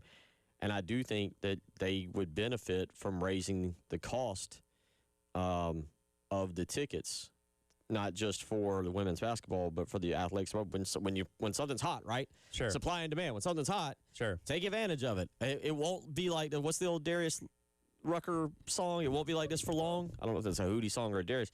There's going to come a day, and I think it's closing in faster than we realize. Well, there's more parity across the sport now, and that's true for all college sports. Right. But there's coming a day where Dawn's going to step away. Sure. And we've seen it at Alabama football. And 2030, I think, is what her contract runs through now. So, she could theoretically step away after 5 years. She said after winning the last national title that she had thought about stepping away. Yeah. I do think that the best thing that happened to the women's program was to lose in the fashion they did to Connecticut last year, because I think it reinvigorated her to be like, oh, we aren't at the top. We aren't even close to the top of the mountain anymore. Right. Like, we got surpassed big time. Yeah. For them to be beat the way they were last year here by UConn. And then national championship. And then national championship game, and you're like, oh, you've fallen back into pack some. Right. And you're right. I'm with. I think you raised the ticket prices. I know they've gone up. They haven't gone up enough. Y'all got to understand. There's more. There has to be more of a financial commitment for South Carolina athletics. And I'm not saying that you're not paying enough now. What I am saying is, you want to compete at the upper echelon? Go look at what everybody else is paying. Go look at what the top teams are paying and see the gap that's occurred between South Carolina. And I'm not talking about Mississippi State and some of the other ones out there, the Vanderbilt's. Like, good. They have their years. Vanderbilt had their year. Sure. If they go back to 5-7 next year, we talking about Vanderbilt? No. With a freshman quarterback? We're like, well, that was, they capitalized on their window, or they had a good run in their window, and then it closed. Right. Yeah. And Kurt Cignetti's done it twice now at Indiana, back-to-back years. I'm kind of like, all right, I think we have to recognize. I think you and I brought this. I think they're going to be more of a regular player going forward. Done it with two different quarterbacks. Well, yeah, and again, they're going to be national championship caliber teams every single year. Maybe not, but I think you can count on Indiana as always flirting with being in the playoffs. 803-404-6100. Back to the phone lines we go. Justin wants to weigh in on the men's basketball. Justin, how you doing? What's on your mind? Doing good, guys. How about y'all? This is my first time talking to you guys. Yes, sir. Yeah, hey, guys, to know about basketball, I think South Carolina needs to beat Clemson, and you got to get that. You got to get now comfortable with get you over tonight. You have to, because if you don't, you're going to be seeing 7-4, and you know what? How's I do just the season, and you got to see how it plays out. But right now, if you lose, there's going to be a lot of conversations about that loss, and that goes for our football team too. You got to break that. You got to break it, and you got to show everybody you can win a championship. If you can do that, people might be worried about the team one day, and let's hope Shabir showed that to his head and say, I can win here. And we'll see what happens. Take care, guys. Happy holidays to y'all. Hey, happy holidays. Good to hear from you, Justin. To his note on men's basketball, tonight's game does go a long way for perception, right? Like how we feel about the rest of the year. And look, you can turn it on in conference play. You can go cold in conference play like they did a season ago. But how we feel going into the holidays, going into the new year before conference play begins. And I believe you start with Vanderbilt, who right now is one of the best teams in the country. If you're not paying attention to men's college basketball, a lot of that hinges on how you play tonight and if you can get this win against Clemson. The new rankings are out, and at this point right now there are 21 games left, including Clemson tonight on the schedule. 31 total games, 10 already played. With the new rankings out, Georgia made an appearance as number 25. Arkansas is now 14, and Auburn's 21. So as we sit here today, and Vanderbilt's at 13. As we sit here today, now this will probably change by Saturday, January the 3rd, but 4 of your first 5 are against ranked opponents in conference play. Correct. Vanderbilt at home, on the road against a non-ranked LSU, at home against Georgia, at Arkansas, who's 14, at Auburn, who South Carolina's had major problems with. Yep. Is number 21, and then so there's your 4 out of 5. Then you get Oklahoma, Texas A&M, and then another ranked matchup against Florida, who's at number 23 right now. And then to wrap up the month, you get a bookend game against LSU to finish things off. So, you look at it again. So that's, what did I just say, 5? That's 5 in the month of January against ranked teams. Alabama in February, another Florida game. That's 7. Georgia, Tennessee is 9. So now 9 out of your final 21 games are against ranked opponents. Yes. So the schedule gets harder. Yeah. There are still 2 non-conference games left after tonight, and that'll be Albany and, that'll be South Carolina State on next Monday, 4 o'clock, and Albany at 6 o'clock on Tuesday the 30th. Yes, and again, you should win those games, but again, the games that are of the highest importance, you're 0-3 in those. Again, another one coming up tonight that, again, kind of tells us what we need to know about this team going into conference play. For note, by the way, Clemson does not allow teams regularly to shoot over 30% from 3, which is an identity of this team, and Carolina's been below that in 7 out of their last 8 games. And again, they were god-awful shooting threes the other night because you didn't have a single one for the first 31 minutes against the Citadel. So can they improve on that tonight? Can they score in the paint some? Can you get in there and get some hard buckets? We'll see. Clemson will enter this game as this is according to the most updated stats rankings as of this morning in the Pomeroy college basketball rankings, which the NCAA has now kind of focused on, the KenPom rankings. Clemson is 30th in the country. That is by far the highest ranked team that you've played non-conference. Now, start factoring in Auburn's at 29. You'll play them. Arkansas is at 25. I just mentioned them. Georgia's at 22. Kentucky's at 19. Kentucky's at 19. 18 is Tennessee. 15 is Alabama. 14 is Florida. 11 is Vanderbilt. You get the point. You're going to play higher ranked teams. But in terms of a key or good non-conference win, it would be Clemson. For those of you wondering, okay, where's South Carolina? It's a good question. South Carolina is at 89th in the KenPom rankings, and I believe that would have them. I don't think Mississippi State. These are kind of fluid. They change each and every night. Yep. Mississippi State's at 81 now, so South Carolina would be dead last in the SEC in terms of the KenPom rankings. Yeah, and I think that kind of checks out. So yeah, that Mississippi State's 5-5. Yeah. South Carolina's 7-3, but it goes to show you how the rating system of schedule. South Carolina's strength of schedule ranking, by the way, the non-conference SOS, as Pomeroy has it, has South Carolina at 351 in terms of schedule ranking. Because again, outside of these 4 games, you've played nobody of note from a national standpoint, which was by design. We talked about Paris with that before the season, but yeah, when you're not winning the higher quality matchups, it doesn't do a whole lot for you beating teams that are in the 300s in these rankings. 803-404-6100 is how you can do that. If you want to weigh in, you're listening to Tyler Head, Bill Gunner, producer Ed Bird. It is the Halftime Show.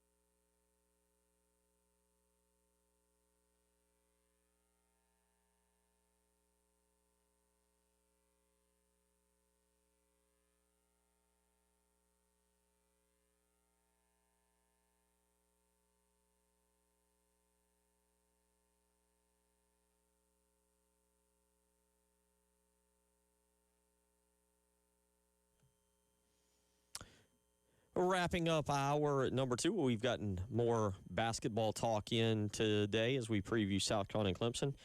That's taking us down a little bit of a path on women's basketball. Is a caller a little while ago weighed in and said, well, you need to change up some things financially with women's basketball. And I don't agree with that.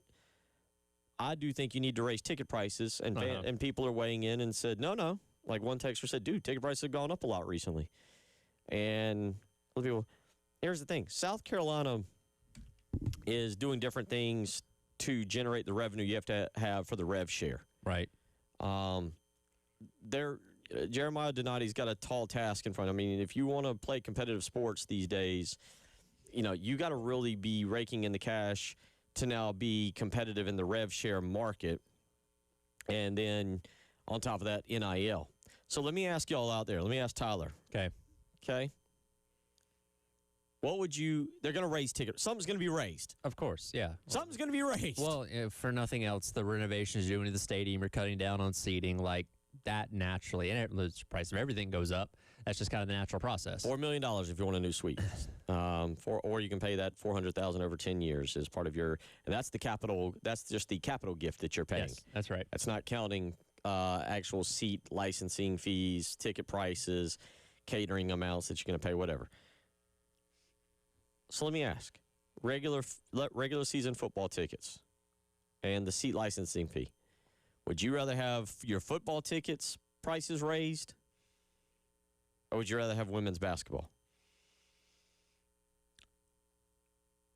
803-404-6100. Text in. Would you rather them raise ticket prices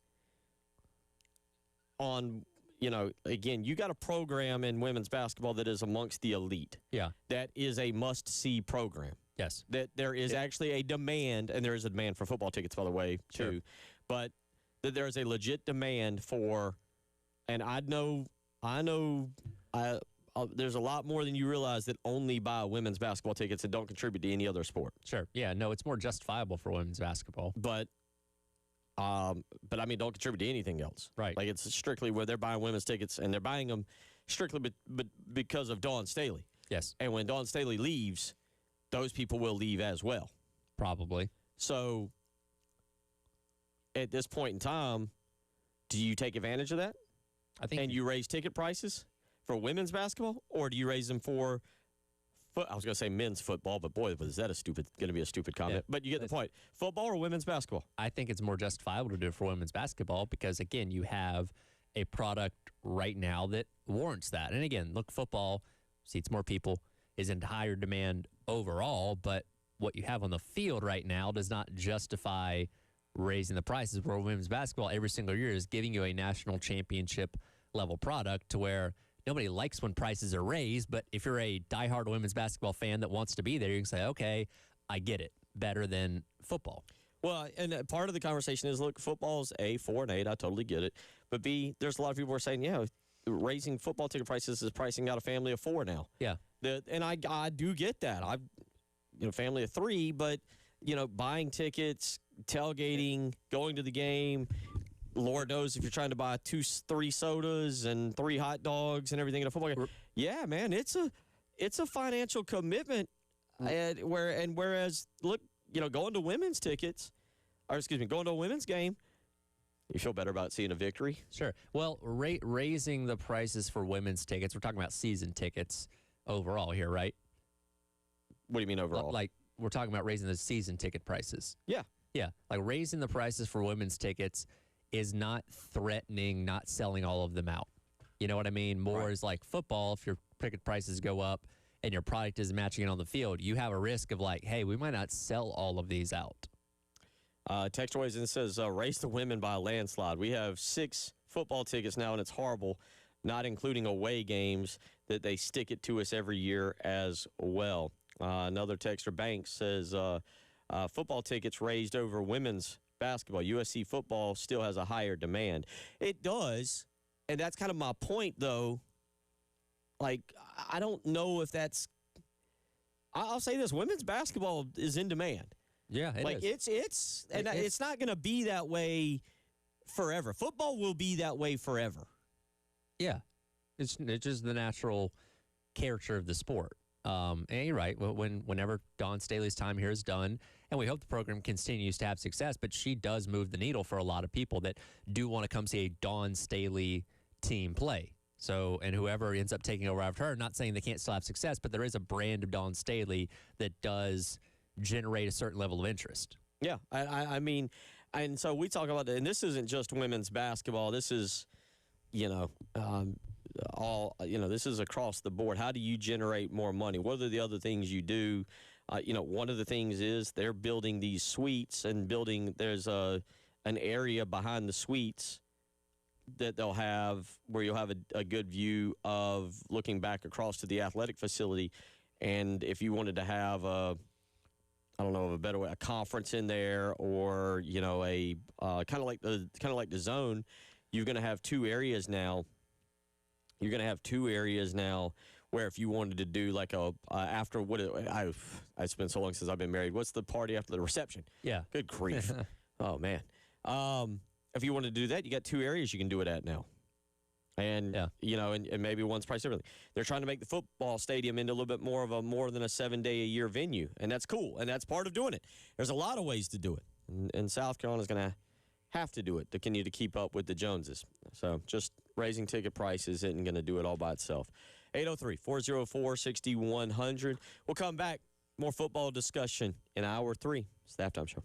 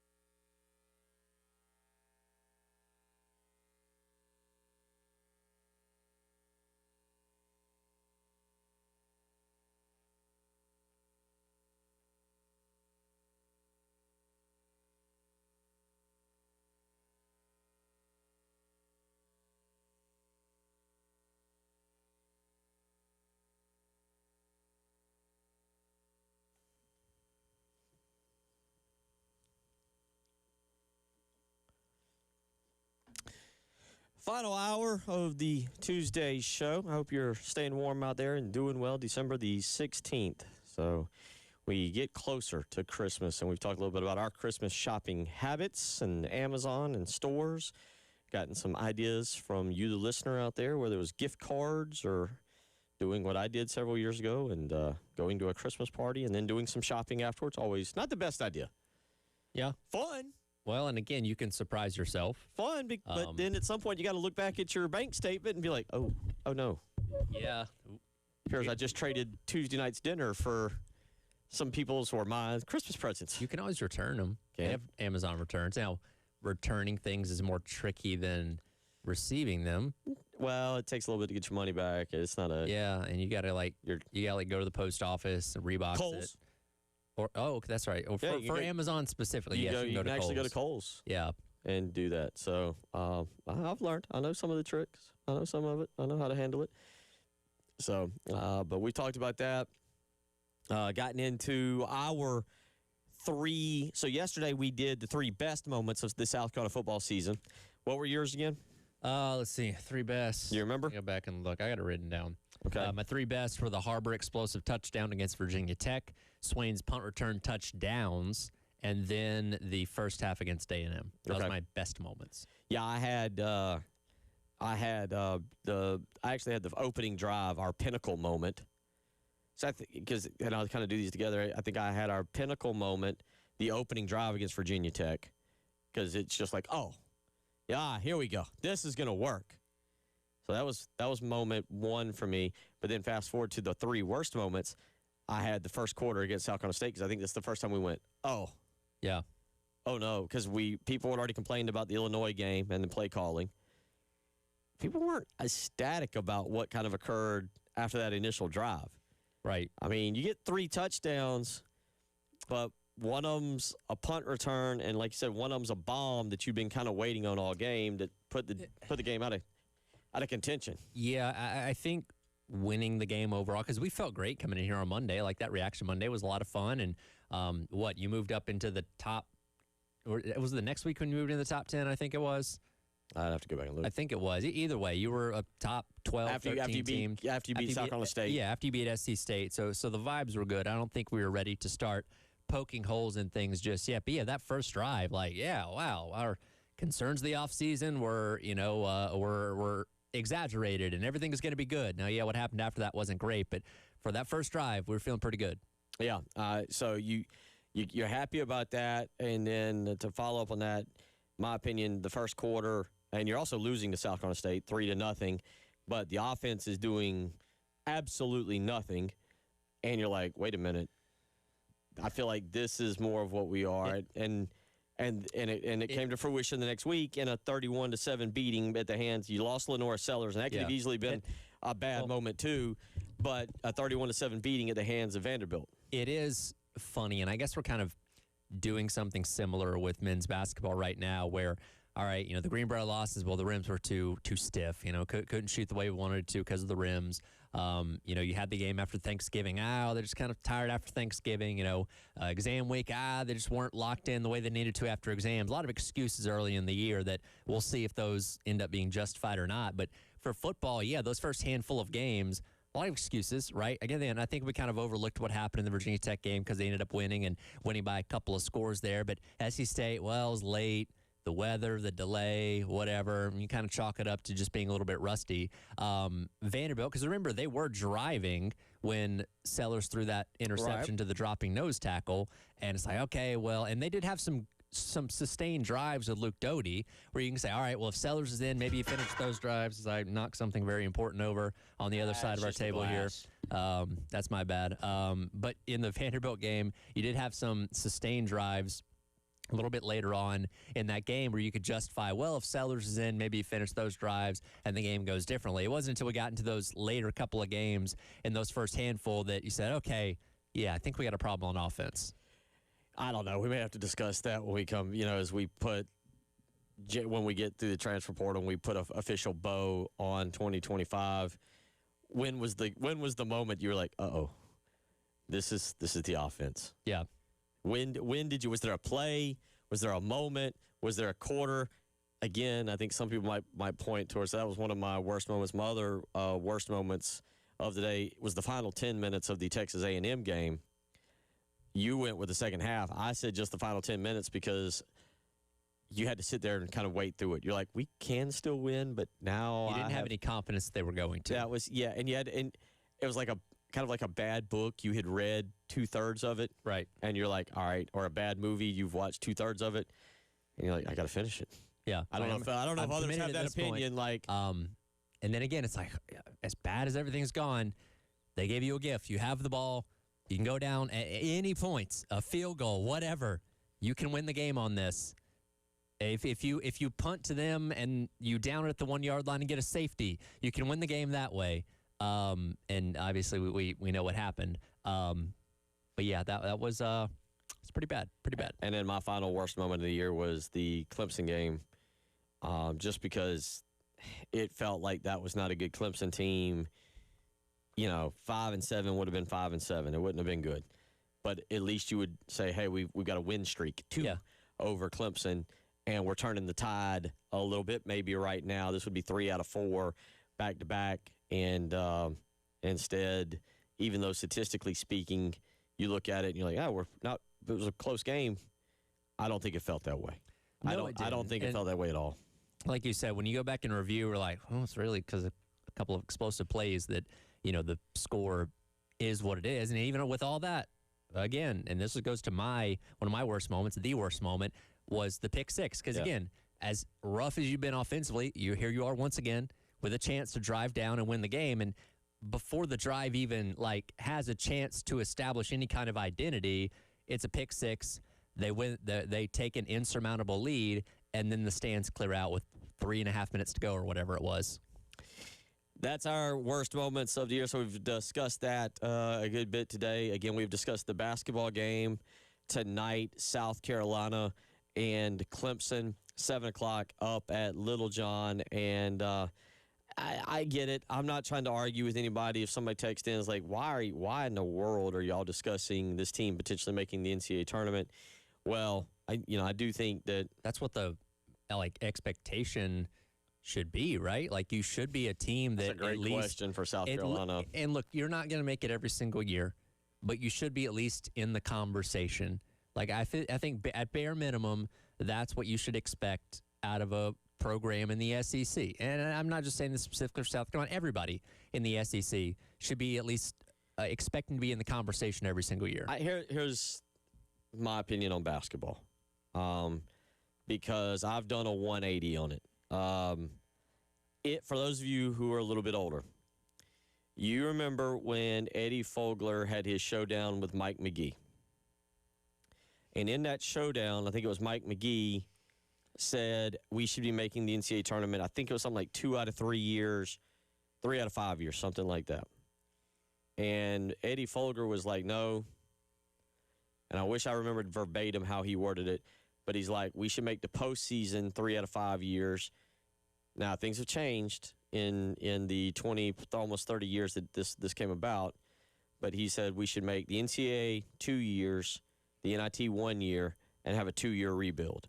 Now, back then, this is 30 years ago, so expectations have changed. Well, that's when the NIT meant something. It's when the NIT meant something. It's also when there was no transfer portal, no NIL. I mean, this was pure college basketball. And so I kind of went like, no, Eddie's crazy. 4 out of 5 years. That's what it should be. You have a down year, that's fine, 4 out of 5 years. I no longer think that's realistic for South Carolina to make the NCAA tournament 4 out of 5 years. You got to baby step your way. And quite frankly, I now think you make the NCAA tournament 25% of the time, 1 out of 4 years. Well, for that, I think that's the goal. And then you grow from that because historically speaking, that's not even close to what South Carolina has been since 1980. And so 3 years for Coach Paris, you've made it once. But the other 2 years, you weren't anywhere close. And I think that's where the conversation of, okay, if you're not anywhere close again, and let's say you win 3 conference games this year or something like that, where you're not even in the realm of conversation for making that bubble, is like, okay, is this acceptable? Making it 25% of the time, like you said, through 4 years, but not even being close in the other years, is that where this program should be? It becomes the question. Well, again, kind of what you bring up, this is interesting now because hindsight is easy to always go back and look at and say, oh, we were wrong. I was right. Whatever. Yeah. Whatever it was. And, you go back to Frank Martin's tenure here. Did they fail to capitalize on the Final Four, on the two great seasons, 25-9, which is still amazing. They got left out of the NCAA tournament, but that's kind of South Carolina basketball look, where they were actually, I think, 24-8, and they had had double-digit conference. I mean, do y'all realize, by the way, speaking of South Carolina basketball, the disrespect South Carolina basketball gets? Find me two teams that in what is that, 2015? So Darren Horn, let me look at this. What year did Darren Horn? Now, it was a bad SEC, but Darren Horn went 21-10. I think they had a winning record in SEC play, and I can't remember if this was 08 or 09, his first year. And it was 08. They went 21-10, and it was 10-6. Find me two other SEC teams that over the last, what is that going to be, Tyler, 08 and 09 till now, 14 to 04 to 05. What are we doing there? 16 years? Is that right? Does that sound right? We'll call it 14 years. Sure. That have had double-digit conference winnings in a power conference, and what is labeled as and didn't get in the NCAA tournament. Be hard-pressed to find others. Now, again, the SEC wasn't in 08, 09, it wasn't good. Wasn't looked at top to bottom the same way that it is today. And again, last year was the best year in league history. We'll see what this year ends up being. So maybe you were fighting a little bit more of an uphill battle, but that is definitely quite an accomplishment to be one of those teams to have double-digit wins in the conference and not get in. Now, again, if you did that this year, if you got to 10 wins, you feel pretty confident in saying they'd be in. I think so. Probably. I don't know, man. The conference isn't that good this year. It's not. Well, we talked about it yesterday. That you're under 500 against the major out-of-conference opponents. And what was the record last year? It was like 60-10 or something like that. It was really good. It was really good. You're not, and obviously tonight's going to be another opportunity for that number to increase or decrease with what South Carolina does against Clemson. So, yeah, overall right now not looked at the same way. And, again, we'll see what the quads work out to be once you actually get into conference play and all that kind of stuff. So the mark to get in last year in the SEC is probably going to be raised this season. A little bit, yeah. Yeah, 803-404-6100. But I go back, what I was going to say about Frank Martin is, like, do you now kind of miss being competitive? Like, Frank Martin, from when he really truly turned this thing around in 15-16, Frank Martin had 4 winning seasons out of 5, 2017, 2018 being the lone season that he was under 500. COVID year, they were bad. Everybody agrees. COVID year, the whole thing came unglued. There was sickness. Frank was sick. The team was sick. Everything came unglued. They were bad. But he bounced back at a 9-9 season his final year. So if you take the COVID year out, which I will, you don't have to, his final 6 seasons, 5 of them you're 500 or better in conference play. Right. You didn't get in the NCAA tournament. You didn't get in the NIT tournament. But you're competitive. When South Carolina showed up at the doorstep of another team, they were, in conference, went to the away house. The other team was worried. Nobody's worried now. Right. Like, nobody's even concerned. And I just say that because everybody's like, well, Frank Martin's run his course here. Well, he did as well as any coach had done. Sure. And look, that Final Four run was phenomenal. That was incredible. But that being said, I'll still say that might be the greatest achievement in South Carolina history, because I feel like I'll see a baseball championship again someday in my lifetime. Sure. I plan to live a long time, at least 40 more years. I feel like I will see South Carolina win another. South Carolina is a perennial power. They're a blue blood in baseball. They're not pretending. They're not acting like it right now. Right. But everything is there for this program to be a blue blood.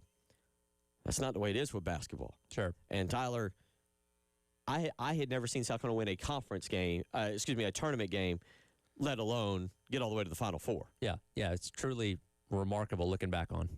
803-404-6100. We'll come back and get back into a little bit of football discussion. You're listening to Tyler Head, Bill Gunner, producer Ed Bird. It is the Halftime Show.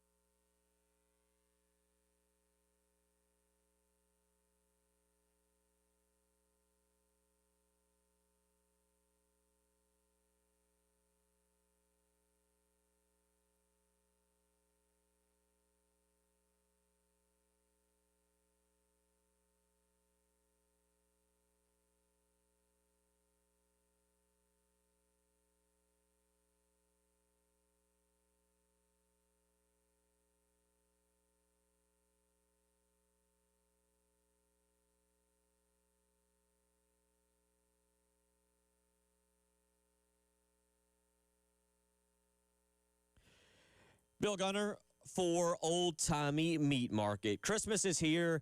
I know you're probably doing like I am. You're thinking about your Christmas dinner already, aren't you? Maybe what was the family going to cook? Steaks or a great tenderloin or maybe some chicken on the grill. Enjoy time with the family and enjoy a great lunch or dinner, maybe even breakfast. Old Timey Meat Market has breakfast items as well. Whatever it is, go visit one of their 3 locations. You got the Lexington store, which you're bound to see me at. You got the St. Andrews Road store in Irmo, and of course the South Congaree store. You'll find the absolute best cuts of meat at the absolute best prices. You'll find thick cut bacon. Maybe just looking for something on a Tuesday night, a cold Tuesday night. They have homemade soups as well. You want some seafood? They've got salmon. They've got tuna. They've got oysters. They've got scallops. Old Timey Meat Market is the easy place to go for whatever you're looking for. Whether it's your Christmas dinner or just simply dinner tonight, stop by Old Timey Meat Market today.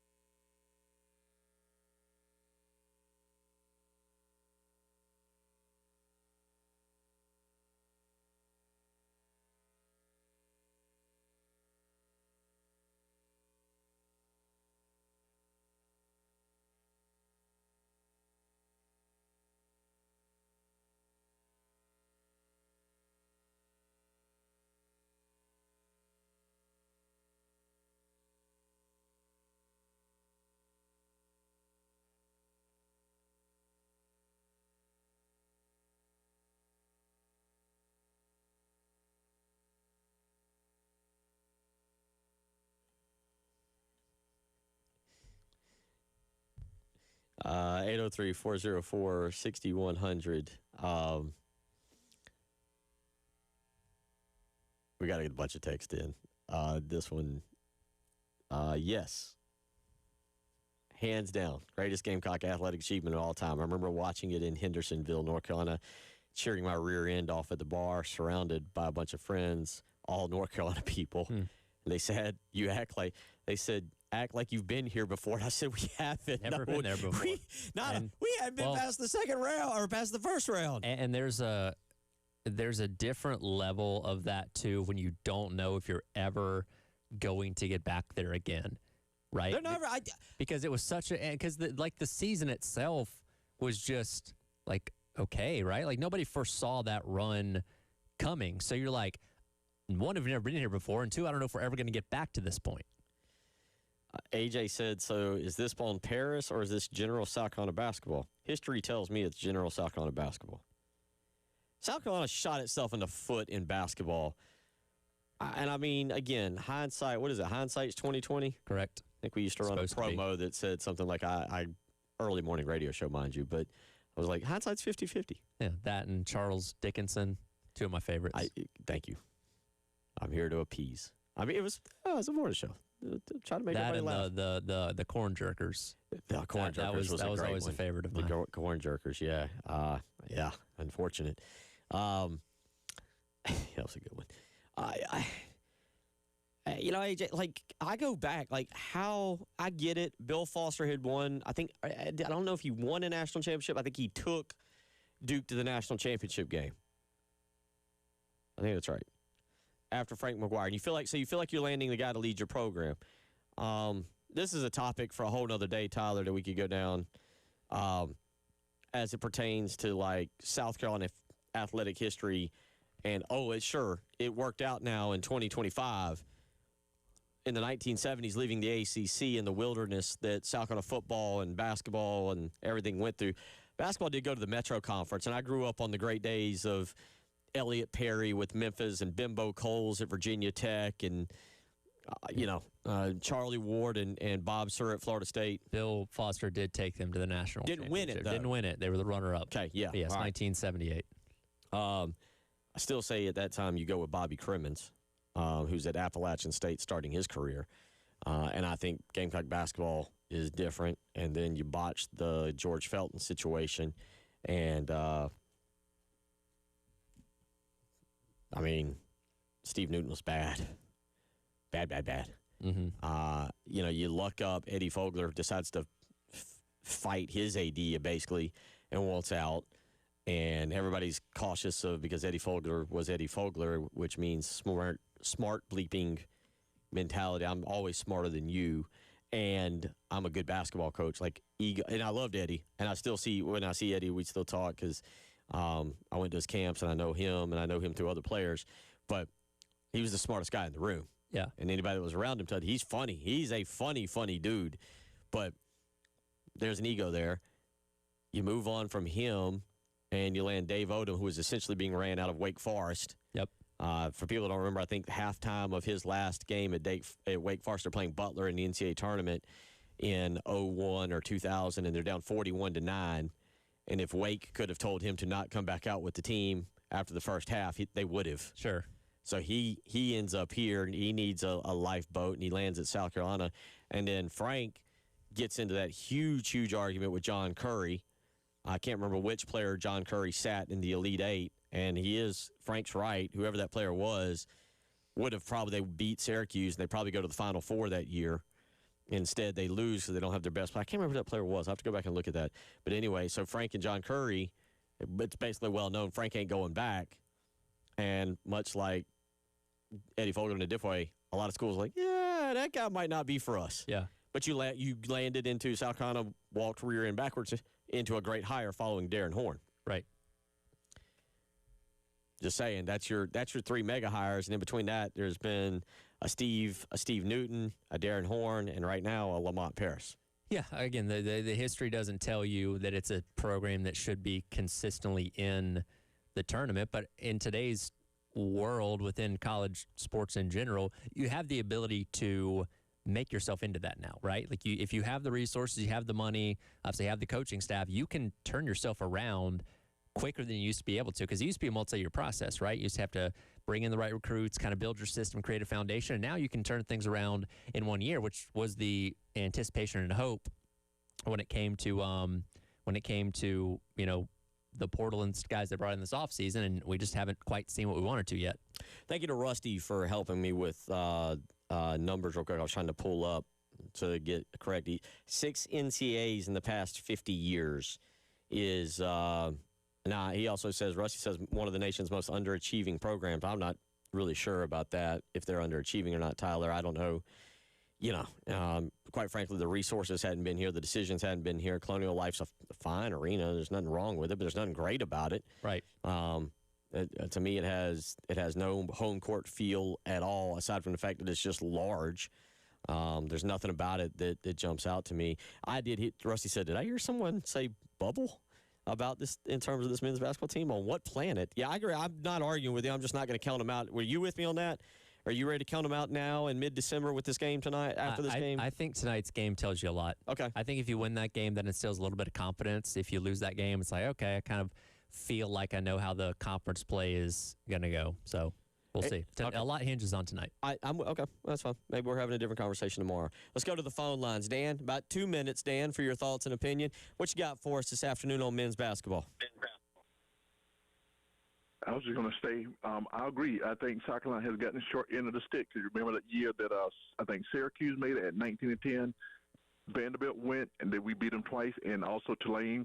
So 4 teams that we beat made the tournament, and we had a 25-9 record or 24-10 record, and we didn't make it. So it's, success begets success. If they let us go to the tournament, guess what? You got more recruits, because you could say South Carolina's been to the tournament. So they didn't not go to the tournament because of their lack of wins. But even with Dave Odom, you had 2 NIT bids. So there's the history. There's a possibility of South Carolina being a good team, but just the Blue Bloods always win no matter what. They have 18 wins or 17 wins. They're going to go before South Carolina with a 25-win season. So Appreciate the phone call.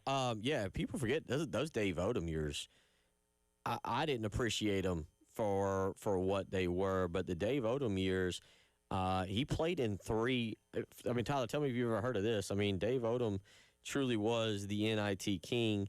He gets here and goes to the NIT championship game, and they lose to Memphis in the championship game. That was the weird year they played. You probably don't remember this. They played Syracuse in the NIT Final Four. Both teams wore white jerseys, I think. Okay. No, I don't remember And then South Carolina played Memphis that year. 2 years later, South Carolina would go to the NCAA first round with a 23-11 record and lose to Memphis in the opening round. And that stunk. I was in college, and that sucked because South Carolina played like the early game on Thursday, like the noon game, where you don't even feel like you get to be in the tournament. Yeah. And then after the NCAA tournament bid, back-to-back NIT champions in seasons which it looked like in January they were locked to make, and then they completely fell apart in February. Yeah.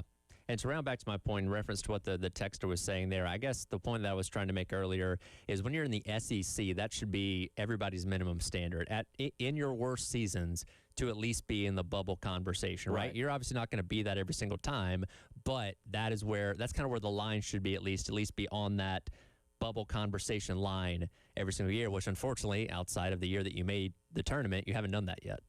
803-404-6100 is how you can weigh in. We'll come back, get back. I did promise a little bit of football talk, a lot of basketball talk here. Diego Pavia. Yeah, that guy. Well, weigh in now. What does he do post-football? What is your perfect job for Diego Pavia post-football career? So whatever occurs, what is his job after the ReliaQuest Bowl in January? I have some thoughts. Okay. Tyler's got some thoughts. Weigh in with your thoughts. What works for Diego Pavia? You're listening to the Halftime Show.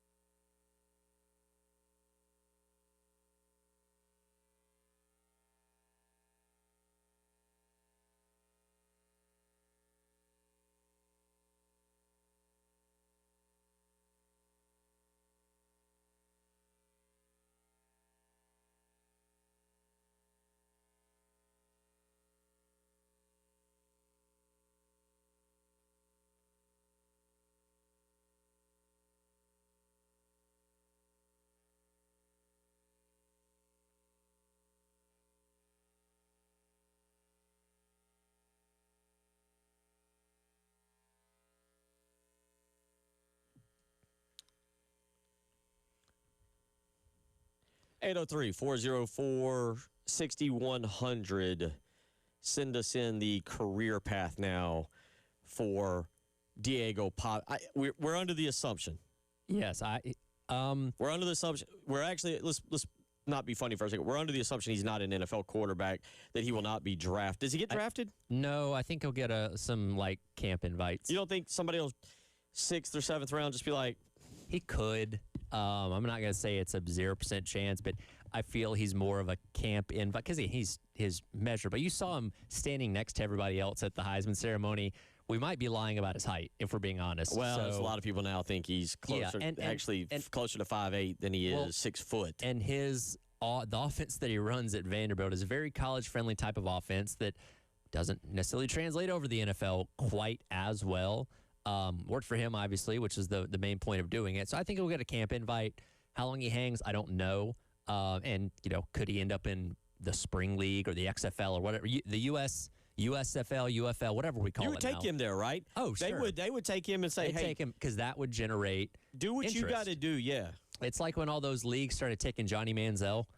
Like, he ended up in that fan-controlled football league a couple years ago. And, again, you do it to generate interest. So, yeah, I think his football career can prolong a little bit. I don't think it's at the NFL level necessarily, and even if he's in one of those spring leagues in the offseason, he will not be quiet. He'll be doing other things, I have a feeling. A lot of y'all are going with the honest answer of podcasting, and I can see that. I'll be more specific. I think he works for Barstool. I think Barstool's got a place waiting for him. They might just say, go do what you got to do. I wonder if Garcia would get a deal with Barstool now, if Barstool's the way they are. Garcia got a deal with Saturdays Down South after his career, and that kind of didn't last because Saturdays Down South didn't last.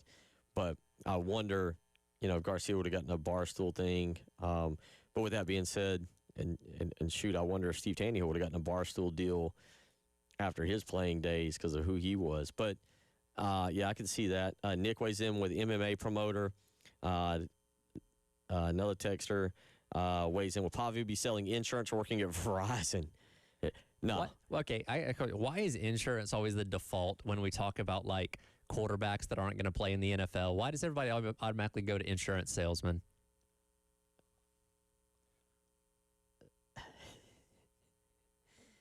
I'm not going to offend the insurance industry. You don't have to. It's a common thing that people go to. I don't want to. I got a lot of friends who are. Okay, fair. Well, I won't lead you down that path. Let's not make me be honest about what I don't think they're bad. I listen. And I one time tried to take the test to get into insurance, and it didn't go well. Okay, all right. So I know you don't just knock on the door of an insurance company and be like, I'm here to sell insurance, and they go, come on in. Professional wrestler, I think is a very realistic possibility. He's got the gift of gab. I can see that. Him getting in. I mean, John Cena's got to be replaced, right? Sure. All right. Let me real quick. Okay. Left turn. Oh, boy. Didn't put the blinker on, just cut across 3 lanes. All right. How do you feel about John Cena's final match? Because I saw a lot of controversy that he tapped out and that's how his career ends. No, I thought it was done perfectly. Really? Yeah, I think you could have made the argument he could have passed out to where he never gave up. But at the end, he realized he was outmatched, and he surrendered at that point. And what you've done in the process, because in wrestling, you're always supposed to go out on your back. You're never supposed to win your last match because you're paving the way for the future of who beat you. And what you've created with Gunther, who beat him, is now a super mega monster bad guy that everybody hates. Okay. Professional wrestling has not seen this level of heat in a very long time. Really? He had to get a police escort out of the building on Saturday serious? because people wanted to hurt him. This poor guy, just trying to live a regular life outside of the building. But it was done so well because everybody has emotional connection. He's killed your hero, essentially, and now you hate him. They did what they were supposed to do with it. Now, I thought it was well done. I've seen Twitter X videos. Let me stick with Twitter videos. The other one sounds bad. Yeah. Was it Gunther that the little kid came down out of the stands and kind of pulled the wrestling's real to me, bro? Yes. Which, again, that is classic old school wrestling. And you could see arguing with a little kid. I could see, he was arguing with it, but I could see in his eyes man, this kid's going to hate me. Exactly. That's the point. I got to now be me in this role that I'm playing, but this little kid's going to like, I've scarred this kid. Yeah, no, well, here's the thing. Gunther is a very old school type of wrestler. He loves this. He's living for this. He went out last night on Monday Night Raw, got booed relentlessly, and just mocked the crowd the entire time. Like they did it so well. I'm fine with how they did it. Okay. So the big storyline you're okay with. Yeah, great, and it did exactly what it was supposed to do. And you think this was the hero send-off? Yes, you're always supposed to go out on your back. This is the wrestling send-off. Is this an overall wrestling deal, or is this just a WWE type wrestling deal? What do you mean? Going out on your back, like you said. When you say Yeah, that, that's like just you that- wrestled. For yeah. people that don't know, Tyler wrestled in high school. Yeah, that's So like you're not just a WWE fan. You understand wrestling better than anybody, probably better than anybody that does a radio program in this state. Thank you, I appreciate that. And so when you say that, are you saying that from the vantage point of like that's how wrestling, actual, real Olympic wrestling not, is? not scholastic wrestling. In scholastic wrestling, you never want to lose. You want to win every final single match match? Okay. possible, even if it is your final match. In what we now know is sports entertainment, when you are retiring, you're supposed to go out on your back to put over the guy that is beating you because that builds them up and you're helping the future. So John Cena did exactly what wrestling code says you're supposed to do. I would look. I was going off of X commentary, Twitter commentary. It garnered a lot of attention. I will say that. And there was a lot of people upset. I mean, if their goal was to get, to be in the news, They did it exactly how they were supposed to do it. 803-404. But to get back to the main point, Diego Pavia would be Yeah, a great to go- professional wrestler. Yeah, I mean, and look, the dude's He's athletic. He's Fly athletic. around. He's athletic, and Talk on the mic. and he's well built. I mean, to be honest, like Yeah. he doesn't need And- to. Listen, he brings a name in to begin with. You don't have to give him a fake name. He can be Diego Pavia. People know who You he can't is. give him the guy like that who has a history like John Cena, like The Rock. Well, The Rock, I guess, built his wrestling name. Yeah. He was not Dwayne Johnson. No. Who else came into wrestling like that as Brock Lesnar? Brock Lesnar, Kurt Angle, those are real names. Okay. Yeah. So Pavia would go in with Diego Pavia. You can't name Yeah. him. Because again, that brings in attention for like, hey, I remember that guy from college football. I hated him. Let me see what he does in wrestling. 803-404-6100. How you can. But I'm leaning towards like podcast Barstool. That's where I think he's Okay. going to end up. All right. I'm kind of with you. I think that's the initial start that he gets off to and goes from there. So how about that little Diego Pavia discussion? Rooster P says wrestler. Texter weighs in and says WWE cannot or will not let it be predictable. And the same texter said, I think Tyler described it perfectly. Another texter said Nashville bar promoter. Okay. Yeah. Pavia's on Broadway. It's got a nice ring to it. Pavia's on Broadway. Is there? I don't think is there room for more? When I went to Broadway, they seemed pretty booked up. Yeah, those singers, those places go in and out. Yeah. It's like we got to have one. All right, and then after 3 years, like you're losing money on this, bud. Yeah. Get out now. Sell to the next up and coming. Does Lainey Wilson have one? She was on the Manning cast last night. I don't recall think seeing her. I think she's working her way Yeah. into. She gets a restaurant territory. Yeah. She was on. I watched. Only reason I think of her is because she was again on the Manning cast last night in all of her Pittsburgh garb. When we asked about insurance, two texters back to back. Where is Taj Boyd at now? Selling insurance. Next texter. What do y'all's buddy Perry Orth do? Yeah, he sells. I didn't say there was anything wrong with it. I was just saying, why is that the common trope for quarterbacks that aren't going to play at the next level? Shout out Joey Pancake. Joey Pancake's an insurance agent. Hey, and listen, respect to all y'all. Yeah. That's a good, solid job. Nothing wrong with it. 803-404-6100. How you can weigh in. We'll come back and wrap up the program. You're listening to the Halftime Show.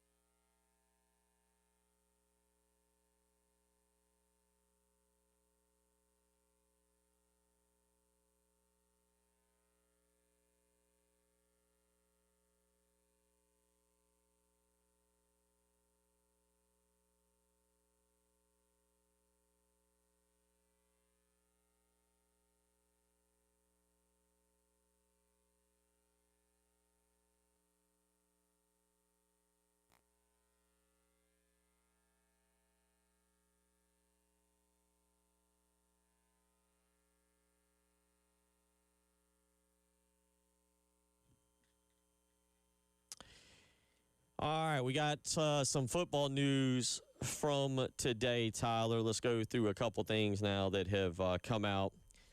Number one, Cooper. By the way, I hadn't watched the Manning cast in a long time.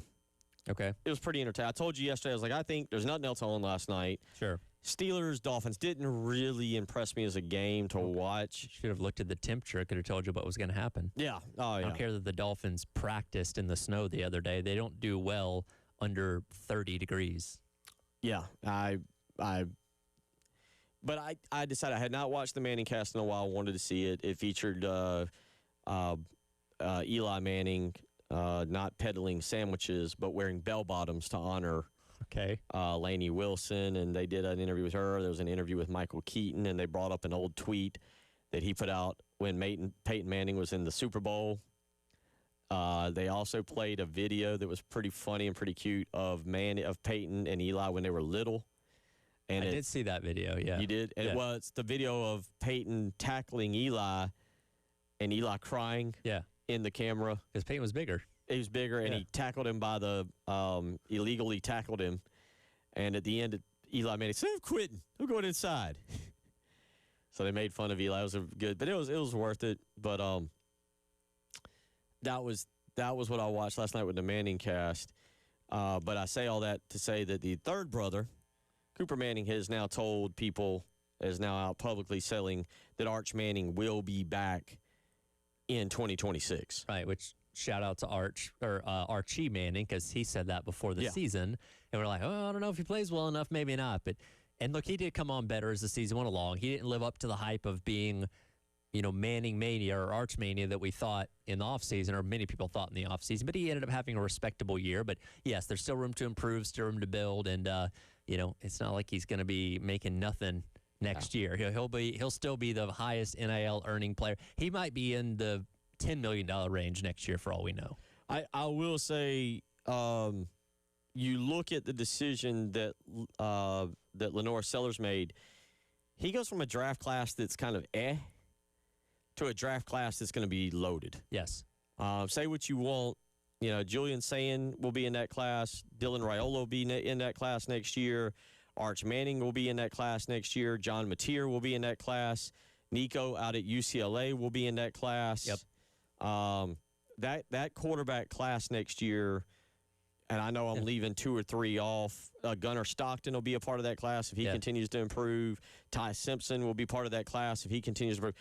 That 2026 quarterback draft is going to be loaded with guys. Now, we say that now because we thought this upcoming year's 2026 draft class was going to be very special. And all those guys, Sellers, Nussmeier, Klubnik, all these guys that we thought were going to be the highlighters, the first-round picks, most of them didn't end up living up to what we thought they were going to be this year. Very true. Yeah, and so we'll see how all of that kind of plays out. But that's some Arch Manning news from earlier today. That's one quarterback we got solved there. Also, news yesterday. I don't know if it was after our program or we just missed it.